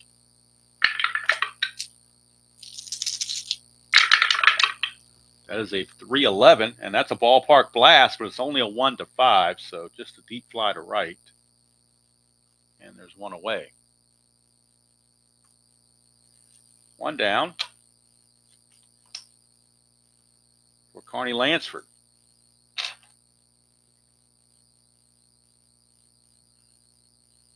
Oh, that's very kind of you, Brown. Thank you very much. Don't play them very often, but it's kind of fun to do. The idea just kind of hit me today since it's a Friday. I figured, what the heck. Here's Lansford. 2-7 for Lansford. That's a single to left field. We'll see if Polonia is going to try to score. Now, in left field is Beniquez. Bo Jackson's getting the day off. So Beniquez is a +1 arm where Bo Jackson was a -2 arm, I believe. So that might make a difference. Polonia 17, not being held an 18, +1's a 19. So he will score. They will not even throw to home because they want to keep Lansford at first base, not let him take third. So it's an RBI single for Lansford. I forgot to mention Lansford hitting 283 on the replay, 9 homers, 37 driven in. Of course, he's going to drive in his 38th run here and hit 289 real world. So Oakland takes a 1-0 lead, and now Carney Lansford a chance to get a lead. Needs a 2 through 5 to do so. Does not get the lead. He'll hold, and that brings up Mark McGuire. McGuire on the replay hitting 288, 22 homers, 50 driven in. He hit 289 real world. 6-10, and that's a ground ball third base X. We're looking at Seitzer 4E26. This could be iffy. 4E26. 4-15. Might not be a double play, but at least you get an out somewhere. Let's see here. 4-15 is a G2. So he will get the force play. But that's a 15, so it could be an error. E26 and a 15. No, and there's a 15 here on a 2-base error. Under an E26, a 15 is a 2-base error. So they won't get the force play. They'll have a 2-base error on Seitzer. And Guba's not happy about that. Going to put runners at second and third with only one out. Now the infield is going to come in for Jose Canseco's at bat. Try to choke the runoff. Canseco hitting 270 on the replay. 17 homers, 47 driven in. He had 257 real world. Infield is in. 2-9, and it's a ground ball to short. That'll hold the runners. Shortstop A, so there's not going to be a play at the plate. They're just going to freeze there. 2 down. It's up to Hot Dog Jackson. Hot Dog Jackson, he's been struggling as of late. On the replay, he's hitting 193, 12 homers, 32 driven in. He had 220 real world. It is a clutch situation, and he does lose a couple of hits. 1-2 and 2-8. He loses hits. Let's see what Hot Dog can do. 4-6, and he strikes out. That's what Hot Dog does. So Gubaza pitches around the mess. They give up 1 run, but it could have been a lot worse. We go to the second, 1-0 Oakland. And Rijo back out. He'll be facing the venerable Frank White, second baseman. White hitting 233 on the replay. 8 homers, 25 driven in. He at 245 real world. 210 for White, and he will fly to left field for Canseco. 1 down. Here's Beniquez, left fielder. He's hitting 252 on the replay. 4 homers, 25 driven in. He at 251 real world. 110, and that's a single 1-3. That's a liner to short. Snagged by Alfredo Griffin. Quickly 2 away for Steve Bye-Bye Balboni. He's hitting 184 on the replay. 12 homers, 28 driven in. He at 207 real world. 1-8, and he goes bye-bye with a strikeout. First strikeout for Rijo. Royals go quietly, 1-2-3. We go to the bottom of the second, still 1-0. No, the Royals are not the worst team in the league by any stretch of the imagination. Worst team in the league, I believe, is the Cleveland. It's either the Cleveland Indians or the Baltimore Orioles. They're right there together. Of course, Texas Rangers aren't that far in front of them. Boston Red Sox, they're all right there together at the bottom. Seattle was the worst team, but they've been playing well lately. They've actually jumped ahead of Texas out of the last place, so they're doing better. Here is Steinbach. Kansas City is actually tied for third place with the Twins, 8.5 games back. Here's Steinbach. 3-7 for Steinbach. He will draw the leadoff walk. And that's the first walk issued by Gubaza. Steinbach not going to try anything. Here's Tony Phillips, second baseman. Phillips hitting 240. That's a 1. It's a possible wild pitch. Gubaza's wild pitch is a 12. And he will uncork the wild pitch. So Kansas City getting a little sloppy as well. So Phillips hitting 241 on the replay. 4 homers, 26 driven in. He at 240 real world. So he's right on his mark. That's a 2, chance for balk or pass ball. We're looking at a pass ball chance on Quirk, which is a 6. And no pass ball, so Phillips will swing it. 3-9 for Phillips. That's a 1 for a single. Anything else, he lines out to Frank White. That's out number 1. 1 down for Alfredo Griffin, the number 9 hitter. Griffin hitting 257 on the replay, a homer and 21 driven in. He had 263 real world. 1-7, and that's a home run, 1-5. That's gone. Alfredo Griffin, a 2-run home run, not known for his home run power. In fact, his only home run on his card is right here at 1-7 on both sides of the plate. 1-7 and a split chance at that. 1-3 against lefties and 1-5 against righties. The double die is a 3. That's a home run, Alfredo Griffin, his second of the replay. He had 3 in the whole season, real world. But he hits his second home run of the replay. 2-run shot, makes it 3-0 Oakland. And that is going to be RBIs 22 and 23 for Alfredo Griffin. And the Oakland A's lead it 3-0. So they are continuing to show their dominance of the American League West. Here's Luis Polonia. 1-8 for Polonia. He flies to center. Willie Wilson is there. 2 away. So I was hoping for, I thought the first game might get a little out of hand, but I was hoping for a close game here, but we're teetering in the wrong direction for that. 2-3 is a fly to center to end the inning. 2-run home run from little diminutive Alfredo Griffin, and it gives the A's a 3-0 lead after 2.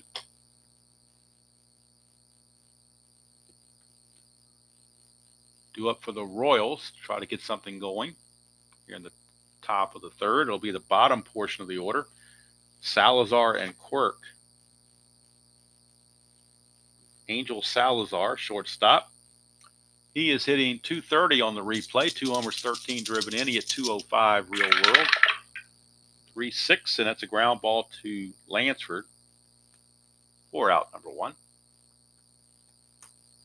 1 away for Jamie Quirk, the catcher. He is hitting .278 on the replay. A homer and 17 driven in. Hit .236 real world.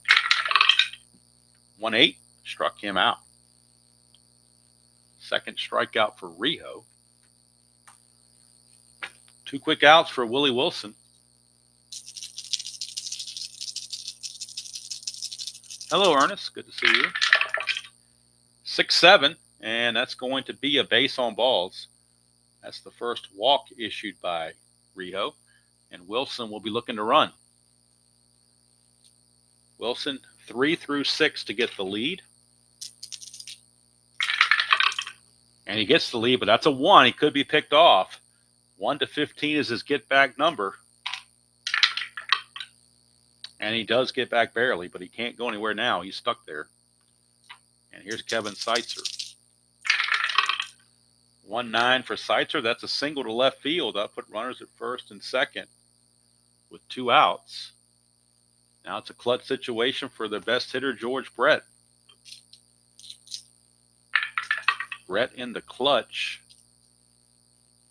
According to his card, he gains 1 hit on 3-2. Everywhere else he's neutral. 6-8, and that's another walk from Rijo. All of a sudden, the bases are loaded. So after getting the first 2 out, Rijo has now allowed the bases to become loaded for Danny Tartabull. So 1 swing of the bat, and the Royals can take the lead. Tartabull definitely capable of the long ball.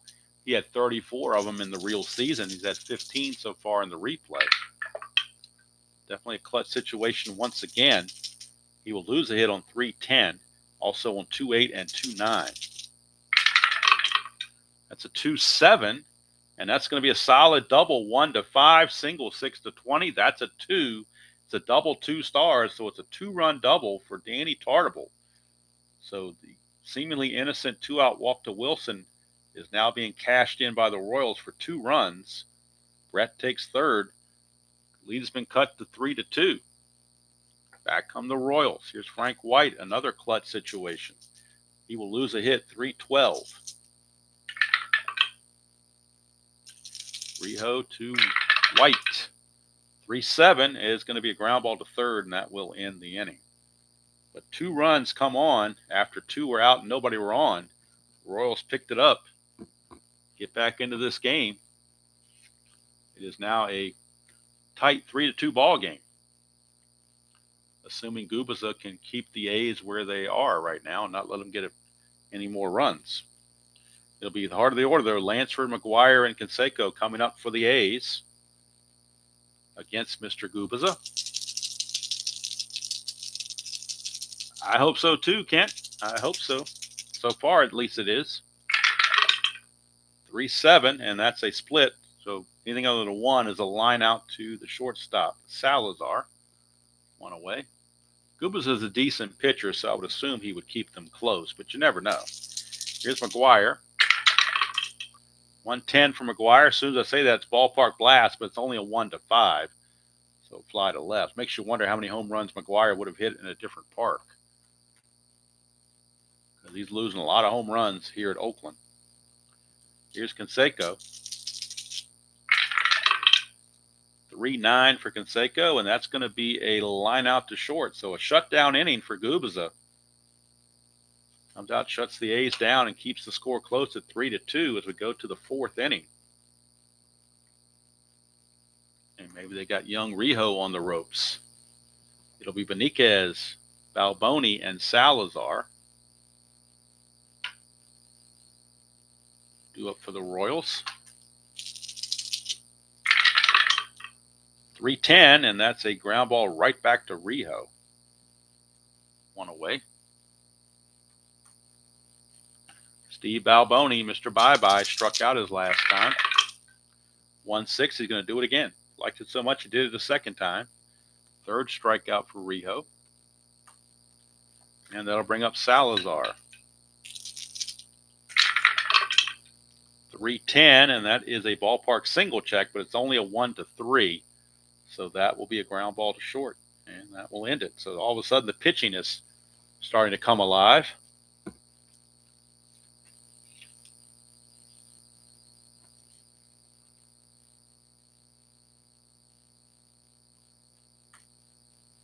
And now we have Mr. Hot Dog Jackson due up. Hot Dog struck out his first chance. 5-10. This is an in-home run chance, 1-4, but he gets a 20, which is a double. So Reggie will hit a leadoff double to start things off for Terry Steinbach. Steinbach walked and scored his first chance. 4-8, and that's another walk. So he's walked twice.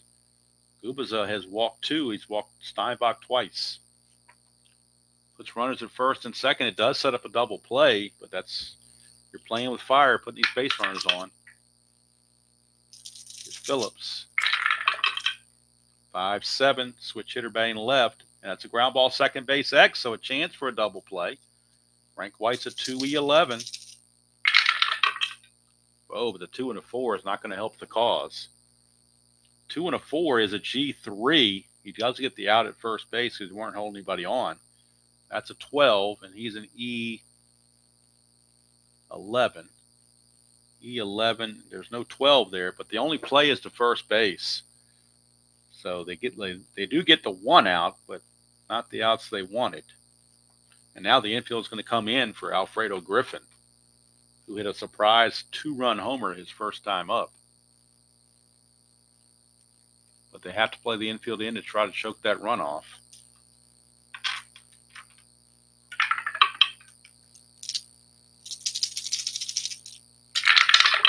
We get a 1-9, and that's going to, doesn't matter where the infield is. 1-4 is a double. That's going to be a single 2 stars.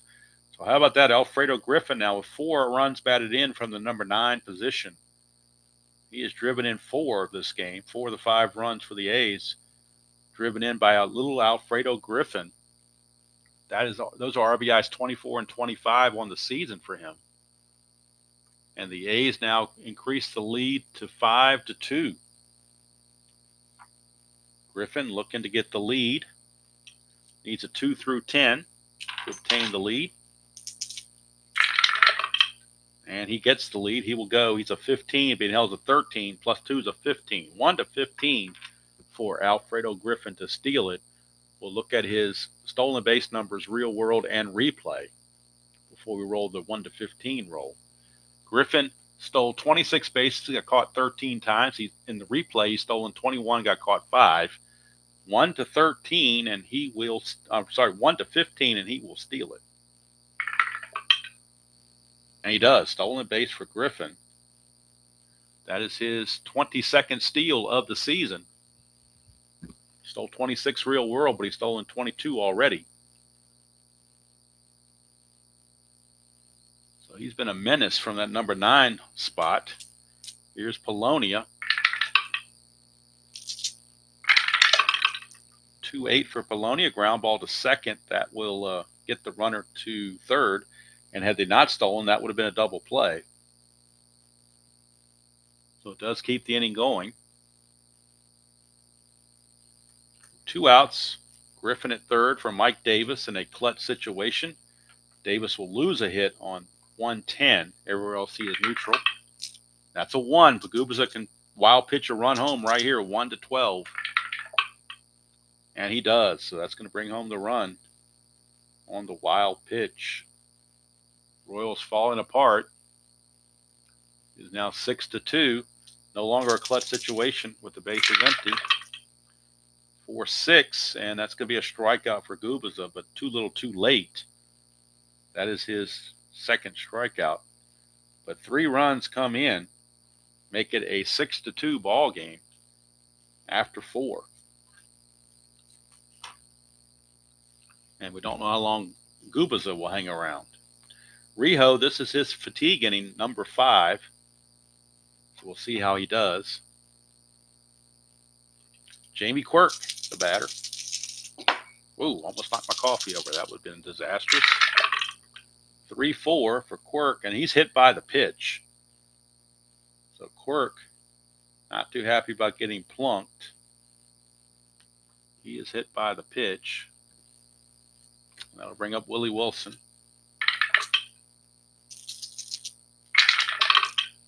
3-4 for Wilson. He pops it up to McGuire. 1 away. For Kevin Seitzer.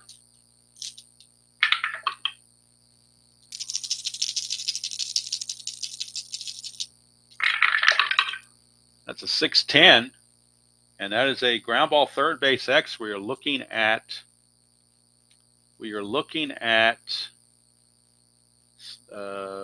Lansford. He's a 3E8. 3 and a 6, probably just a force play. 3 and a 6. Actually, the only play is to first base. That's a 9, and he's an E8 at third. No 9 there, but the only play is to first base, so Quirk will take second on the ground out. So it puts him in scoring position with 2 outs, so technically a clutch situation has arose.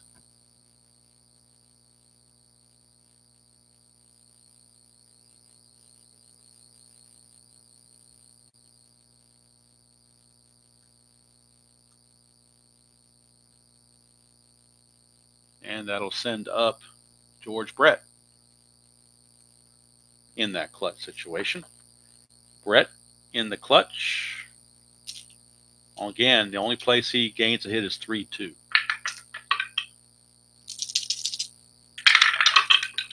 .312 is going to be a base on balls. So that'll keep the inning going. Second walk given to Brett. Third walk issued by Rijo. He's also hit a batter, so a little bit of control issues.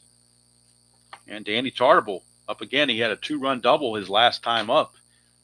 The Royals looking for him to do similar things here. That's a 2, chance for a balk or pass ball. Looking at a pass ball chance on Steinbach, which is a 7. It will not be a pass ball. So here's Tartable. 2-5, and that's a home run, 1-8, and that's gone. Danny Tartable, he came to play. 2-5 is a 1-8 home run. That's a 4. Home run, Danny Tartable. He has driven in all 5 of the Kansas City runs, and all of a sudden it's a 6-5 ball game, and Rijo is tired. Danny Tartable, a one-man wrecking crew for the Royals. 3-run home run, his 16th of the replay. He had 34 of them real world. RBIs 47, 48, 49 for Tartable. Computer is saying Rijo is not yet tired. I think he should be, but I'll go with it. I'll go with whatever the computer says. My calculations are off. So here's Frank White. That's a 4-7, and that's a single to right field. That certainly's got to make him tired, you would think. And now it finally does. So the register Rijo is being tired, but LaRussa would like to get him out of the inning. He needs one more out, so they're going to go with leave him in there against Beniquez and then go to the bullpen the rest of the way. Frank White not going to try anything as far as running. Here's Beniquez. 2-6 for Beniquez. That's a ground ball to third to end the inning. But the Tartable 3-run homer. So at the end of 4.5, it's Oakland 6 and Danny Tartable 5. And that's going to be it for Rijo. He's done. He goes 5 innings. And he will let's go to the box score to make it official. I don't want to mess anything up. So we'll go to the box score and get his totals.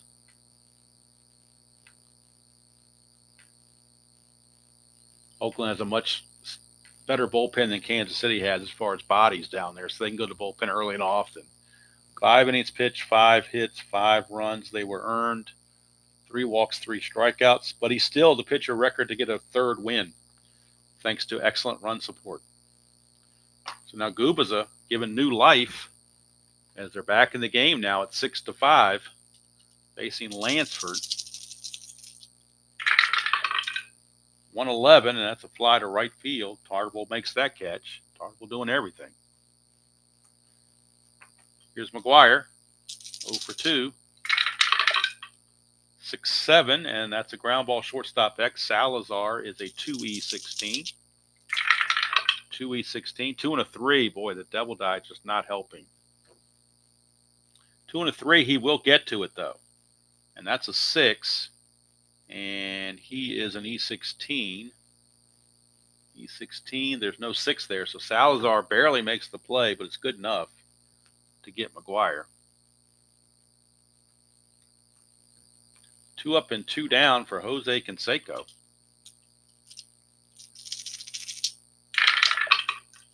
.111, and that's a ballpark single check, but that will be a line out to short.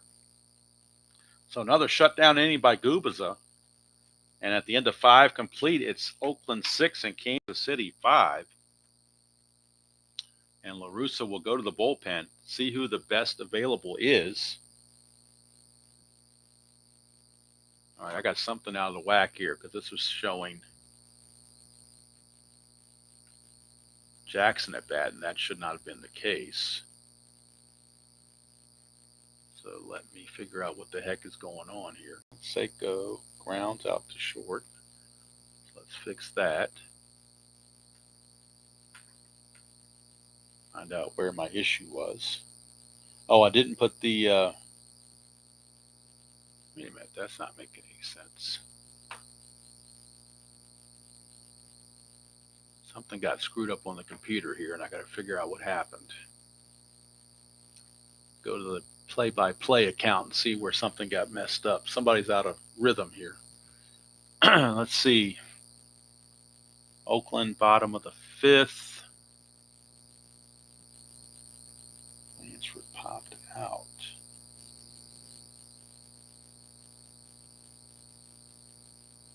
Why do I have Lansford batting there? Oh, I put in a hit by pitch for Davis instead of a strikeout. That was weird. Well, I'm not going to go back. I'll go back and finish this scoring in the computer and get it right later. I don't want to mess up the flow of the game. So we will keep it where we need it. And so I'm going to go to the Strat-O-Matic computer and see who's available for Oakland. See who the best rested guy is. Lamp pitched several innings last time, so I believe he is unavailable. Gene Nelson's rested. Let's see, Leaper, the lefty, so-so. Let's see here. Jay Howell, no, don't want to use him. They're actually going to go to Dennis Eckersley out of the bullpen. They're going to Eckersley. So we'll be seeing Eckersley out of the bullpen. And he actually has a relief factor of 3, so he could go several innings here. Could even do a 4-inning save if it came to that. But Eckersley is on. In the 1987 season, he was 6-8 with a 3.03 ERA and accumulated 16 saves. On the replay, he is 4-3 with a 2.11 ERA and 12 saves. So Eckersley is on. He'll be facing Bye-Bye Balboni to start things off here in the 6th of a 6-5 ball game. He's a -2 on his hold.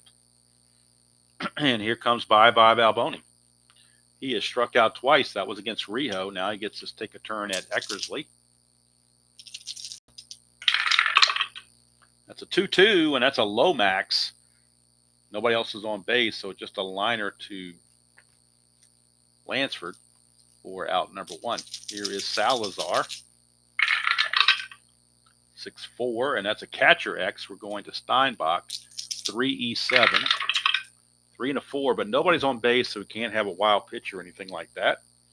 So a 3 and a 4 is simply a ground out, assuming there's no error. There's a 10, and he is an E7, so there is no 10 there, so it's just a ground out. 2-3. 2 down for Jamie Quirk. He was hit by a pitch last time. 3-7, and this time he'll get a base hit on a 1-14, but that's a 19. So he lines it right to Phillips, and it's a 1-2-3 inning for Eckersley. And we will go to the bottom of the 6th.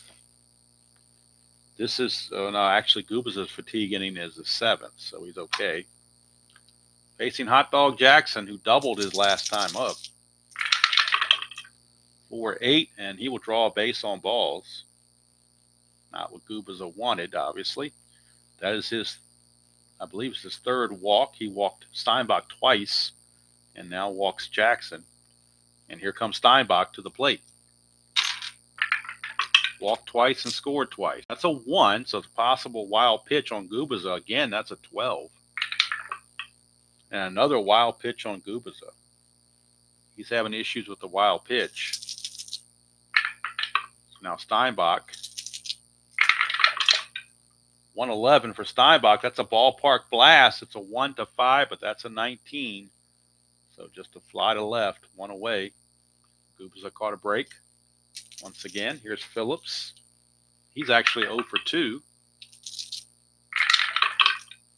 4-7 switch hitter is another walk. 4th walk issued by Gubba's. Now the Kansas City bullpen is starting to stir. Let's see who they've got available and who is rested.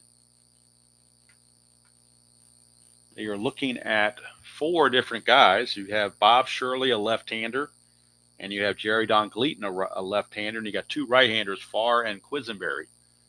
So let's see who's coming up for Oakland. They'll be going to a left-hander, and we are looking at Jerry Don Gleaton.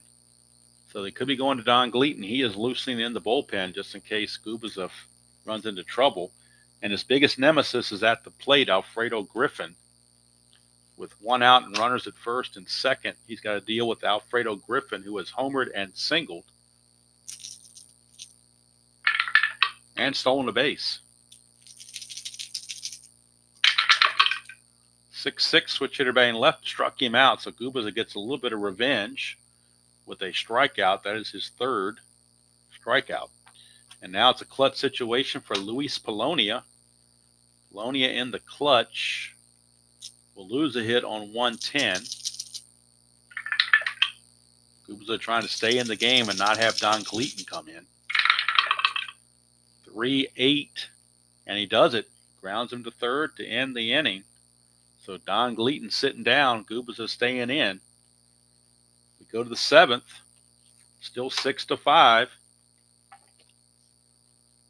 Eckersley out will face the top of the order, Willie Wilson, Kevin Seitzer, and George Brett.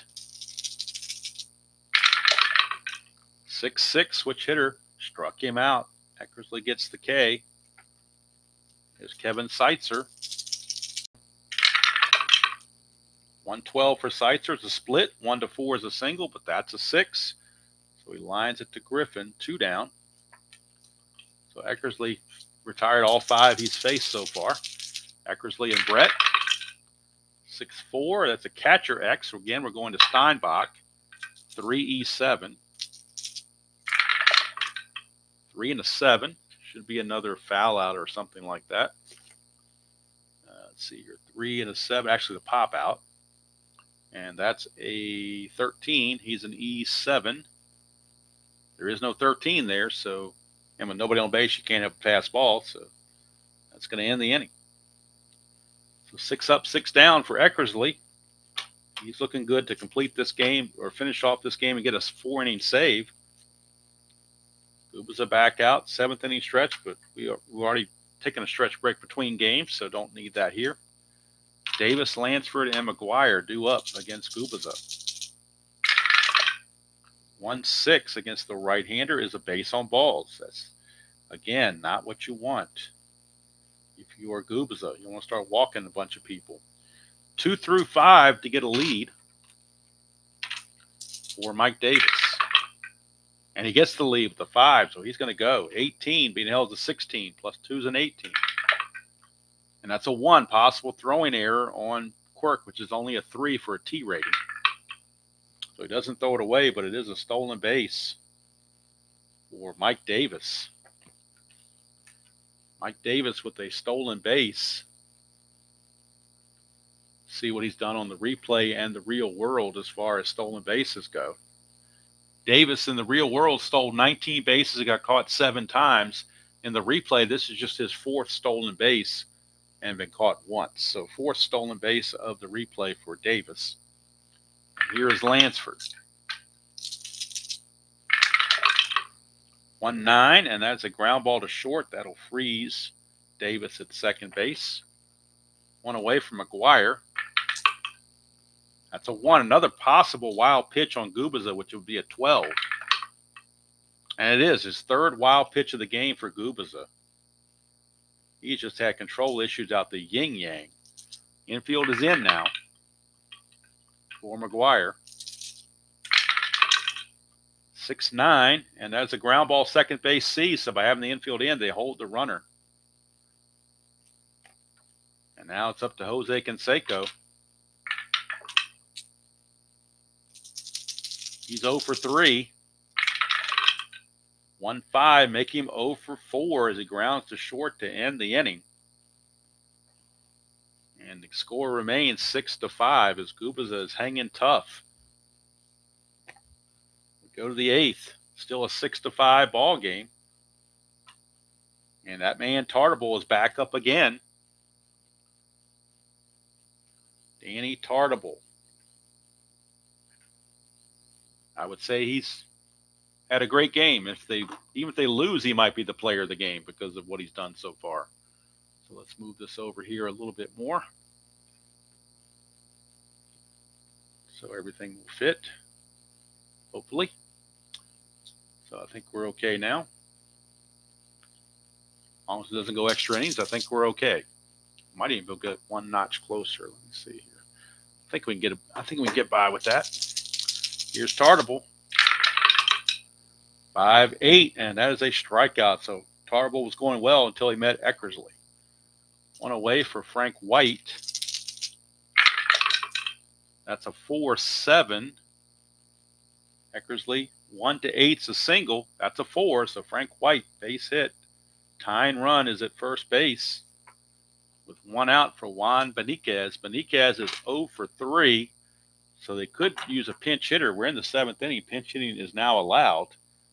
See, they got on the bench. They do have Jim Eisenreich off the bench, but he's not a very good hitter. Thad Bosley is much better.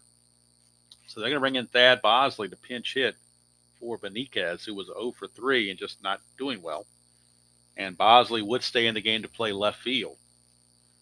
So Thad Bosley, the veteran pinch hitter, outfielder, will be coming on to hit in a big spot here in the 8th inning. Thad Bosley. Let's get the numbers on Bosley.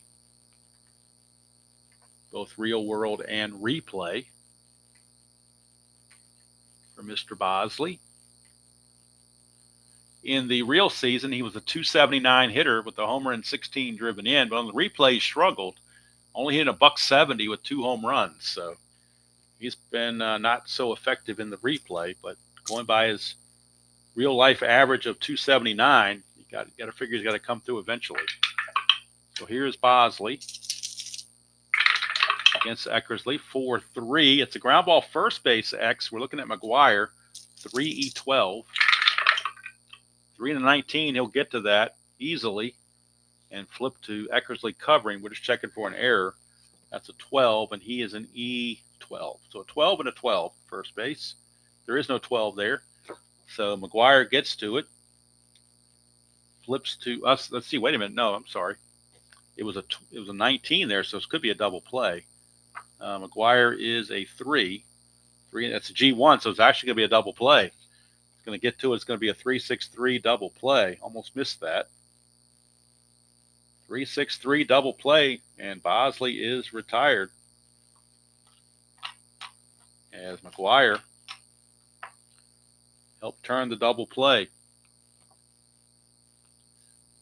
New pitcher for the Royals will be Jerry Don Gleaton. He will come on. Jerry Don Gleaton on the real season was 4-4 with a 4.26 earned run average. And let's see what he's done on the replay for Don Gleaton.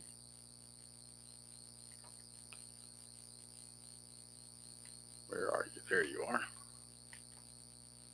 Gleaton on the replay is 3-1 with a 3.42 ERA and 1 save. So see what he can hold the fort here against Hot Dog Jackson, who will lead things off.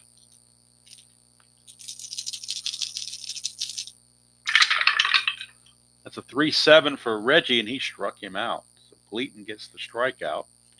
That'll bring up Steinbach. He's walked twice and flown to left, but that was against Gubiza.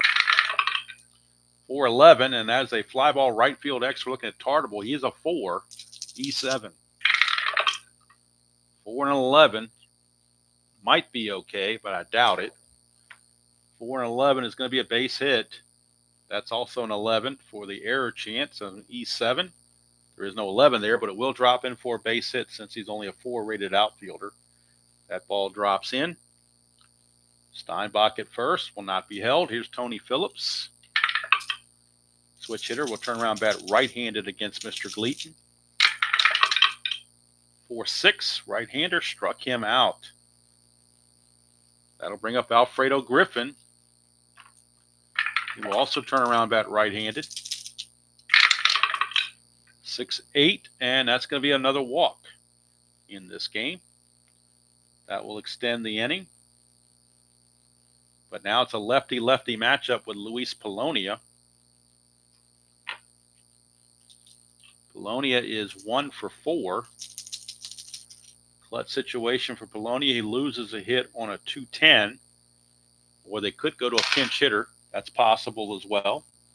They do have Stan Javier on the bench that could come in and play the outfield. And they are going to go to veteran Ron Say off the bench to pinch hit.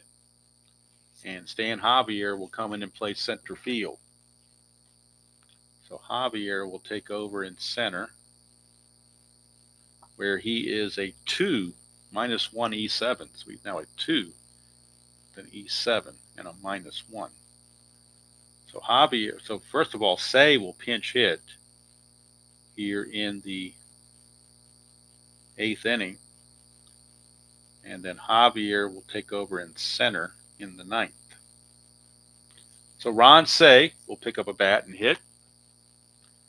He had 73% of his at-bats came against left-handed pitching. So that's why they have him there to face those lefties. Ron Say, real season, he hit .221 with 4 homers and 11 driven in. On the replays, hitting .207, and he has 5 home runs. So he's exceeded his home run total already. Runners at first and second. It is a clutch situation. And in the clutch, he does lose 1 hit on 1-3.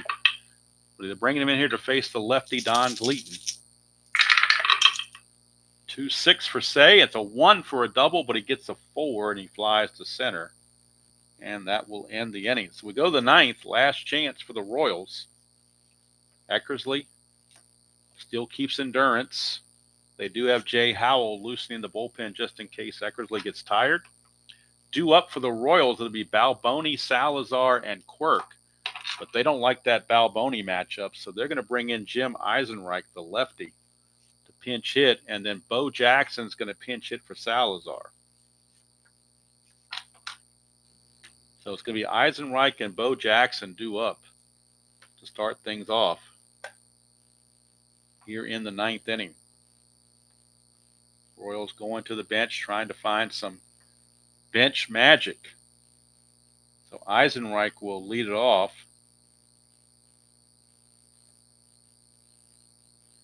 And then Bo Jackson will follow.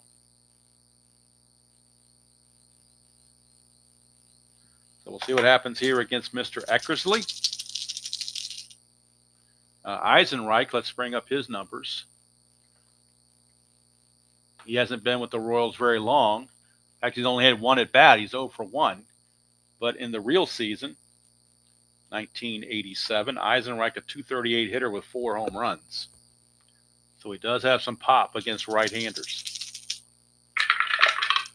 That's a 3-8, and Eisenreich lines it to short.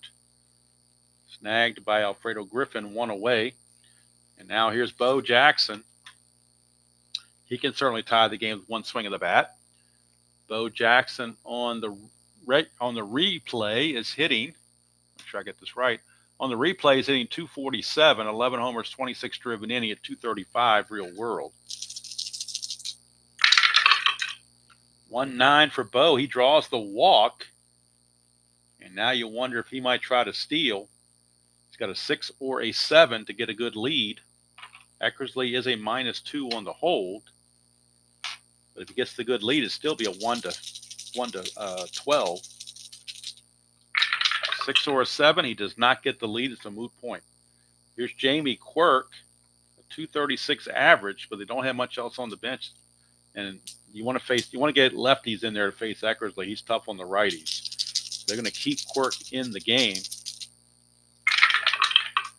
4-4. That's an in-home run, 1 to an 11. That's a 5. It is gone. Jamie Quirk, a 2-run home run here in the top of the 9th, and the Royals claim the lead. 4-4. That's why you have lefties in there. 4-4. A 1 to an 11 is a home run, and that is gone. He's got normal power. So Jamie Quirk, that's why we didn't pinch hit for him, because he's left-handed, and he can get to Eckersley perhaps. So he's done it. A 2-run home run for Quirk. And for Quirk, on the season, he had 5 home runs. This is home run number 2 on the replay. The Royals have come all the way back from down 6-2, and they now lead it 7-6. And now Eckersley is in shock. But it'll be next year before Kirk Gibson gets it. Here's Willie Wilson. 3-5 for Wilson. That's a 1 to 4 double. That's a 7, so he flies to right, out number 2. And now Quisenberry is loosening in the Kansas City bullpen to try to close the deal in the 9th, since they have the lead. Here's Seitzer. 2-9 for Seitzer. He grounds to third to end the inning. But the damage done to Jamie Quirk, 2-run home run. And they have taken it to Eckersley. Eckersley went 4 innings. He will obviously need some time off between the next game. And Gleaton will exit. And the quiz will be coming on. Dan Quisenberry. Try to save the game.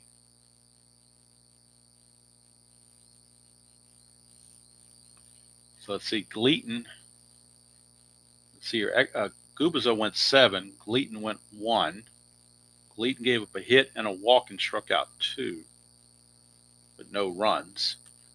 Gubicza gave up 1, 2, 3, 4, 5. Got him for 5 hits. Is that it? Just 5 hits? Yeah, it's been a lot of walks. But he gave up the 6 runs, all of which were earned. And the walks kind of did him in. He had 5 walks. And he struck out just 3. So now Quisenberry is in. He's a 0 hold, which makes him a +1. So Quisenberry is in. He'll be facing the heart of the order, though. Davis, Lansford, and McGuire. If anybody gets on Canseco. So let's get the numbers on the quiz.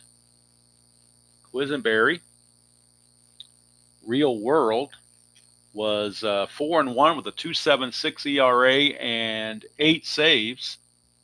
On the replay, he is 4-3 with a 4.45 ERA and 6 saves. So going for save number 7 right now is Quisenberry. And he'll be facing Davis, Lansford, and McGuire. Anybody gets on, Canseco. Bottom of the ninth, Kansas City makes a valiant comeback to try to steal a game from the Oakland A's and pulled within 7.5 of first place Oakland. Here's Mike Davis. 4-9 against Quisenberry is a solid single, so look out now. Here comes Oakland.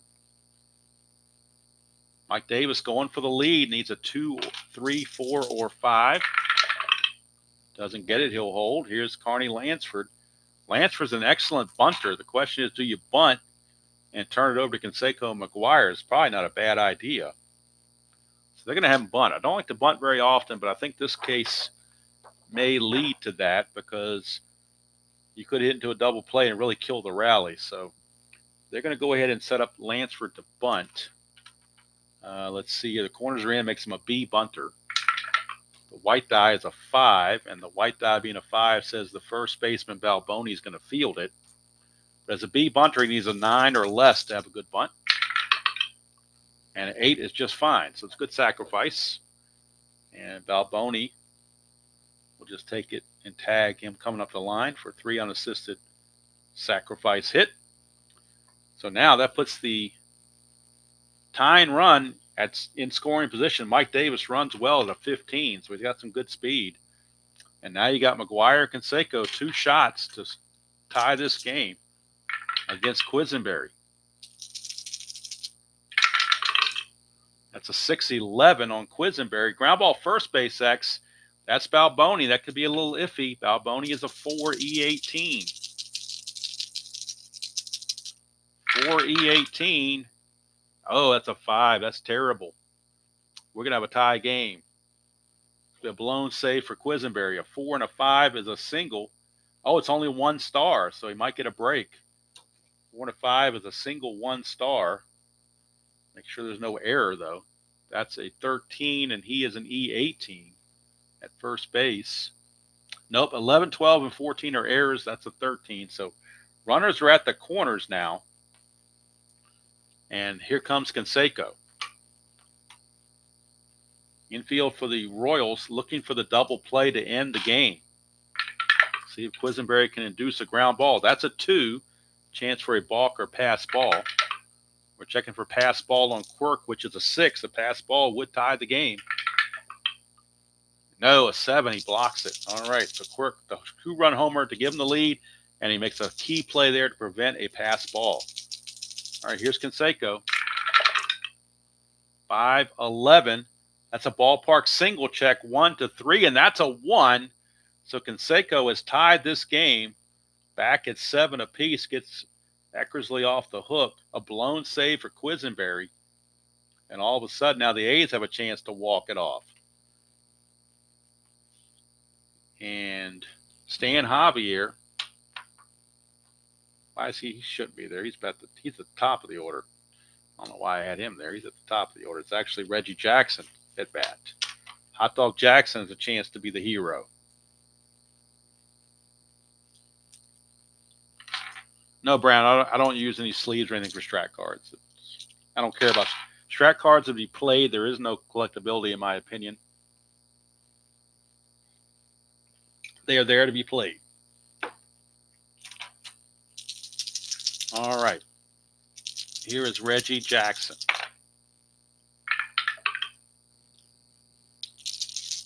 McGuire at first, or second base rather, doesn't run too well to 10, but they really don't want to pinch run because you don't want to take him out of the lineup in case you got extra innings.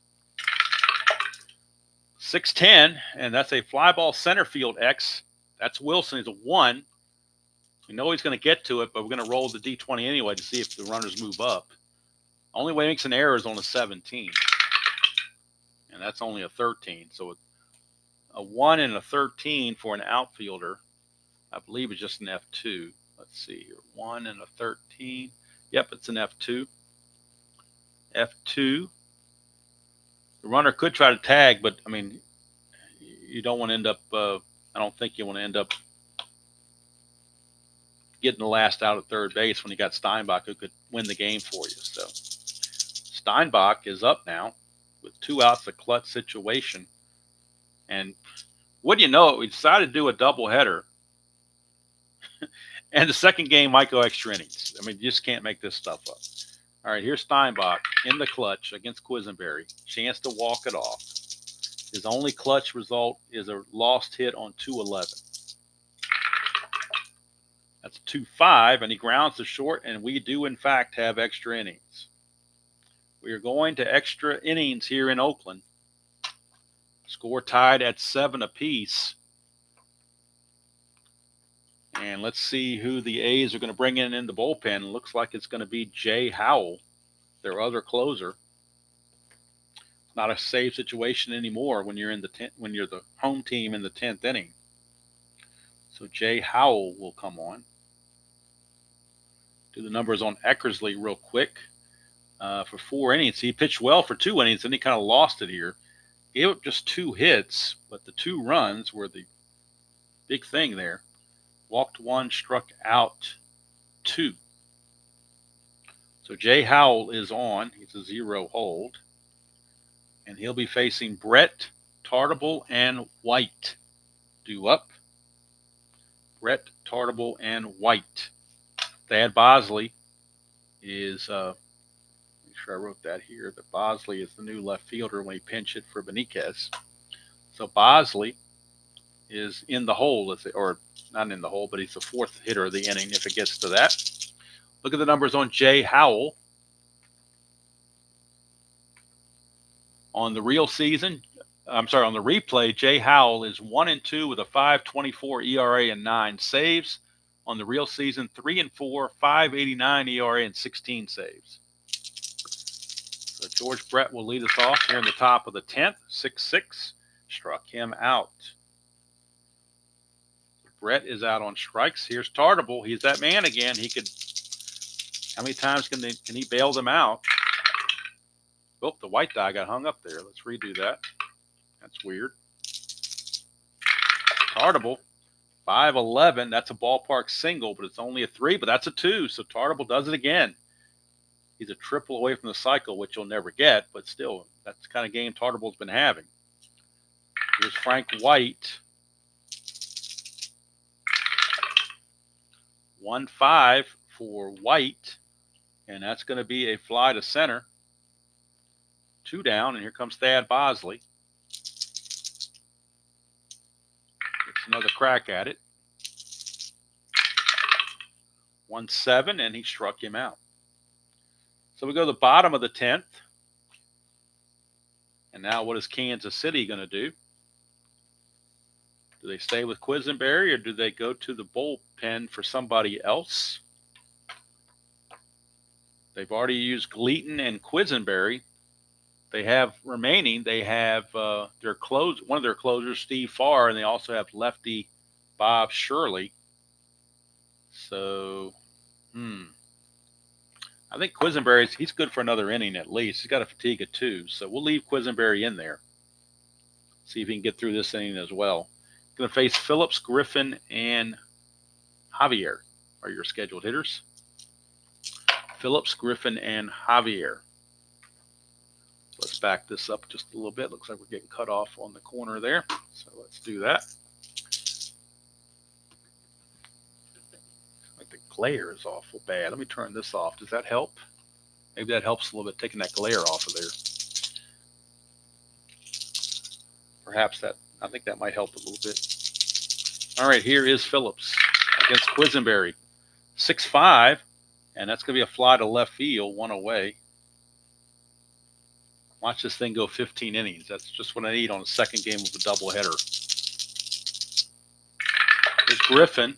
1-7 for Griffin. That's a home run, 1-5. Are you kidding me? But no, that's an 18. He couldn't get the home run again.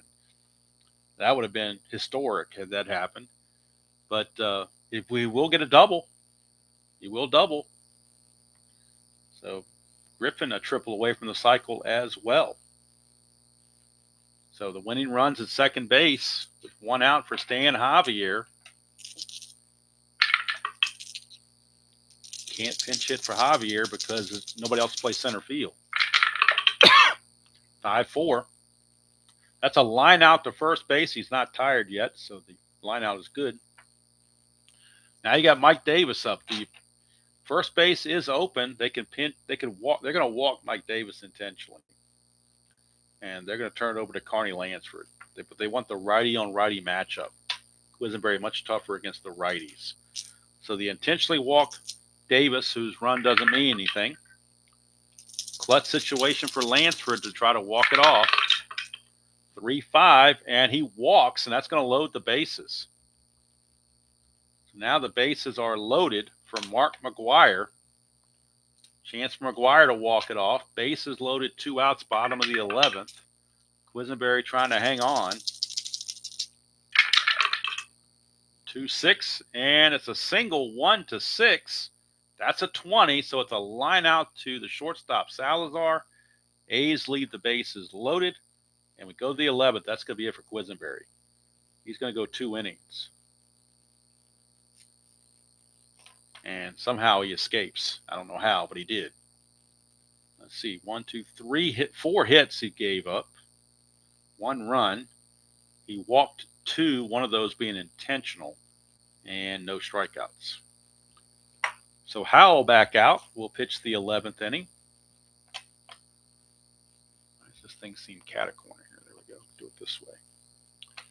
All right. So Howell will be facing Balboni. I'm sorry. We'll be facing. We'll do Eisenreich. He pinch hit. So I forgot to bring in a first baseman. That's what I forgot to do for Balboni. That was a blunder. So I need to do that. Who's going to play first base? Looks like they will have to move Seitzer over to first base. So they'll move Seitzer to first base. And they will bring in Pacoda to play third. So it's actually going to be Pacoda getting the base hit. Or not the base hit, the pinch hit or the hitting responsibility. This is Pacoda. Not by Balboni. And they also pinch hit for Salazar. I'm running out of players here. That's what happens when I lose the computer's capability. So Pacoda's going to play short. Let's see here. Who's in left field? Bosley. Pacoda has to play short. They got to have a third base. They may have to take George Brett off the DH. They may lose the DH. In fact, they are going to lose the DH. So we'll do it this way. Seitzer's going to stay at third base. Brett's going to play first base. And Pacoda is going to be the shortstop. And let's see here. And this will be the pitcher spot. So they'll pinch hit for the pitcher, Quisenberry. It's a little confusing. I don't have the computer up. That's what's throwing me off a little bit. But I think we've got it correct now. So Pacoda is going to be your hitter. And then we'll need a pinch hitter for the pitcher, Quisenberry. And the pinch hitter for the pitcher will be Hal McRae, one of the few bench players remaining. So McRae will pinch hit for Quisenberry. Again, they're going to lose the DH because they had to take somebody off of the DH to play first base. So it's Pacoda, McRae, and Quirk, the scheduled hitters, against Jay Howell. I know that's clear as mud, but that's what we got right now. So here's Pacoda. 3-6, and that's a strikeout. So Jay Howell strikes out Pacoda. Here's Hal McRae, pinch hitting for the pitcher Quisenberry. 1-8, he grounds to short. That leaves Larry Owen as the only bench player remaining for Kansas City, is the backup catcher Owen. So here's Quirk. He homered to help send this game to extra innings. 6-8, and this time a 1-12. 19, though, is a line out to Phillips. And that'll do it. So Jay Howell is going to go 2 innings of relief. And now coming in for Oakland, for Kansas City, they'll be facing Canseco, Jackson, and Steinbach. So they're going to go with right-hander Steve Farr out of the bullpen. That leaves Bob Shirley as the only bullpen arm remaining. So Steve Farr will be coming on to pitch. He is a +5 hold, which is not a good thing, obviously, especially the way Oakland can run. Canseco will lead it off against Steve Farr. Do the numbers on Howell real quick. He pitched 2 innings, gave up a hit, no runs, and 3 strikeouts. So a nice outing for Jay Howell. And if the A's win it in the bottom of the 11th, he would be the winning pitcher. Here's Steve Farr. 6-6, and that's going to be a 1-2 triple. 3-20 is going to be a single. So it's a leadoff single for Canseco. And he's going to look to get the lead. He needs a 6. But with that +5, that looks too juicy not to go. Doesn't get the lead. He could try with a secondary lead of 11. Being held, make him a 7. +5 be a 12. And that's kind of risky. So they're going to let Reggie hit. Reggie Jackson stepping to the plate. 4-11, and that's a fly ball left field X. We are looking at Bosley. He's only a 4, and he's an E11. 4-E11 in left field. 4-17, he got a break there. He'll get to that. 4-17 is a good play, but that's a 10, and he's an E11. There is no 10 there, so Bosley able to make the play on Jackson. 1 away for Terry Steinbach. The A's on their bench, remaining players, they have backup catcher backup catcher Mickey Tettleton, and they also have Johnny LeMaster, a backup infielder. That's the only 2 guys they have on the bench. Here's Steinbach. 3-5 for Steinbach. That's a 1-6 double. 7-20 is a single. It's a single, 2 stars. And now the winning run is 90 feet away. And Tony Phillips is your batter. Infield is in. They don't trust the double play. The infield is in. Outfield is in. Everybody, I'm in. If I can be in, I'd be in. And it's Tony Phillips, your batter. 2-6 for Phillips. And that is a fly ball center field B ? Possible sacrifice fly. Unfortunately for Kansas City, Wilson's a +2. So on the center field B ? you take the run rating of the guy at third, you add 2 to it, plus the outfielder's rating. So it's a 1-18. So Canseco will score on a 1-18. The game is over. And it is over. Sacrifice fly for Tony Phillips. And the A's walk it off over the Royals and extend their lead in the division. Hard-fought victory there. Tough luck loss for Steve Farr. Farr now, with the loss, will drop to 3-3 on the replay. Howell with the victory on the replay will improve to 2-2. So let's get the totals. Farr goes a third of an inning, actually 2/3 of an inning. Gives up 2 hits and a run. No walks, no strikeouts. So for Kansas City, they ended up with 7 runs on 8 hits. And were there any errors in the game? I don't think either team made an error that I can remember. I don't believe it was. Oakland 8 runs on 12 hits and no errors. So Oakland the winner. Jay Howell, he's 2-2. Steve Farr takes the loss 3-3. A walk-off sacrifice fly by second baseman Tony Phillips wins them the game. Although stars of the game really for each team, Alfredo Griffin for the A's and Danny Tartable for the Royals. But little Tony Phillips walks it off, sacrifice fly. Dan, you're still with me? Thank you so much for anybody that's still with me from the beginning here.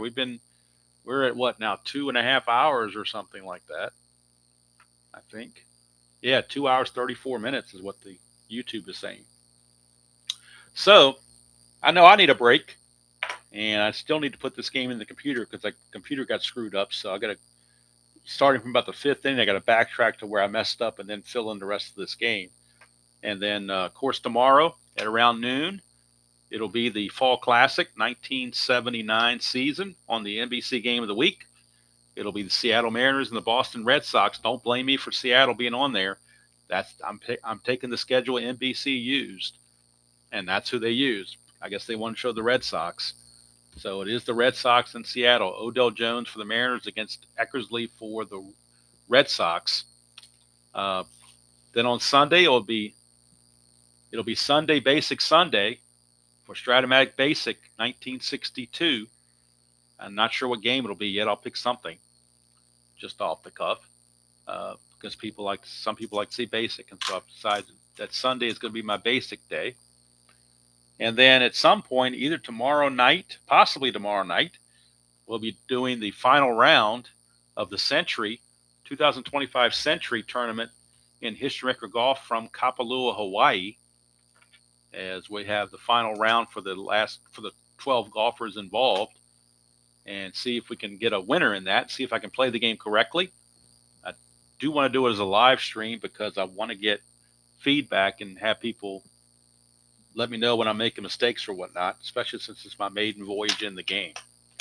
So the Royals, Oakland had a big 6-2 lead. They blew the lead to 7-6, but then Quisenberry couldn't hold it in the ninth as Davis singled, McGuire and Canseco singled to bring home the run to tie the game, and then the walk-off sacrifice fly from Tony Phillips does it. So after a almost 2 hour and 37 minute stream, I think I'm pooped. So, and plus I got things I need to do. I need to do some laundry. I got to go to the store. And among other things, probably change Tabby's litter box. I usually do that on Fridays as well. I do a lot of things on Fridays.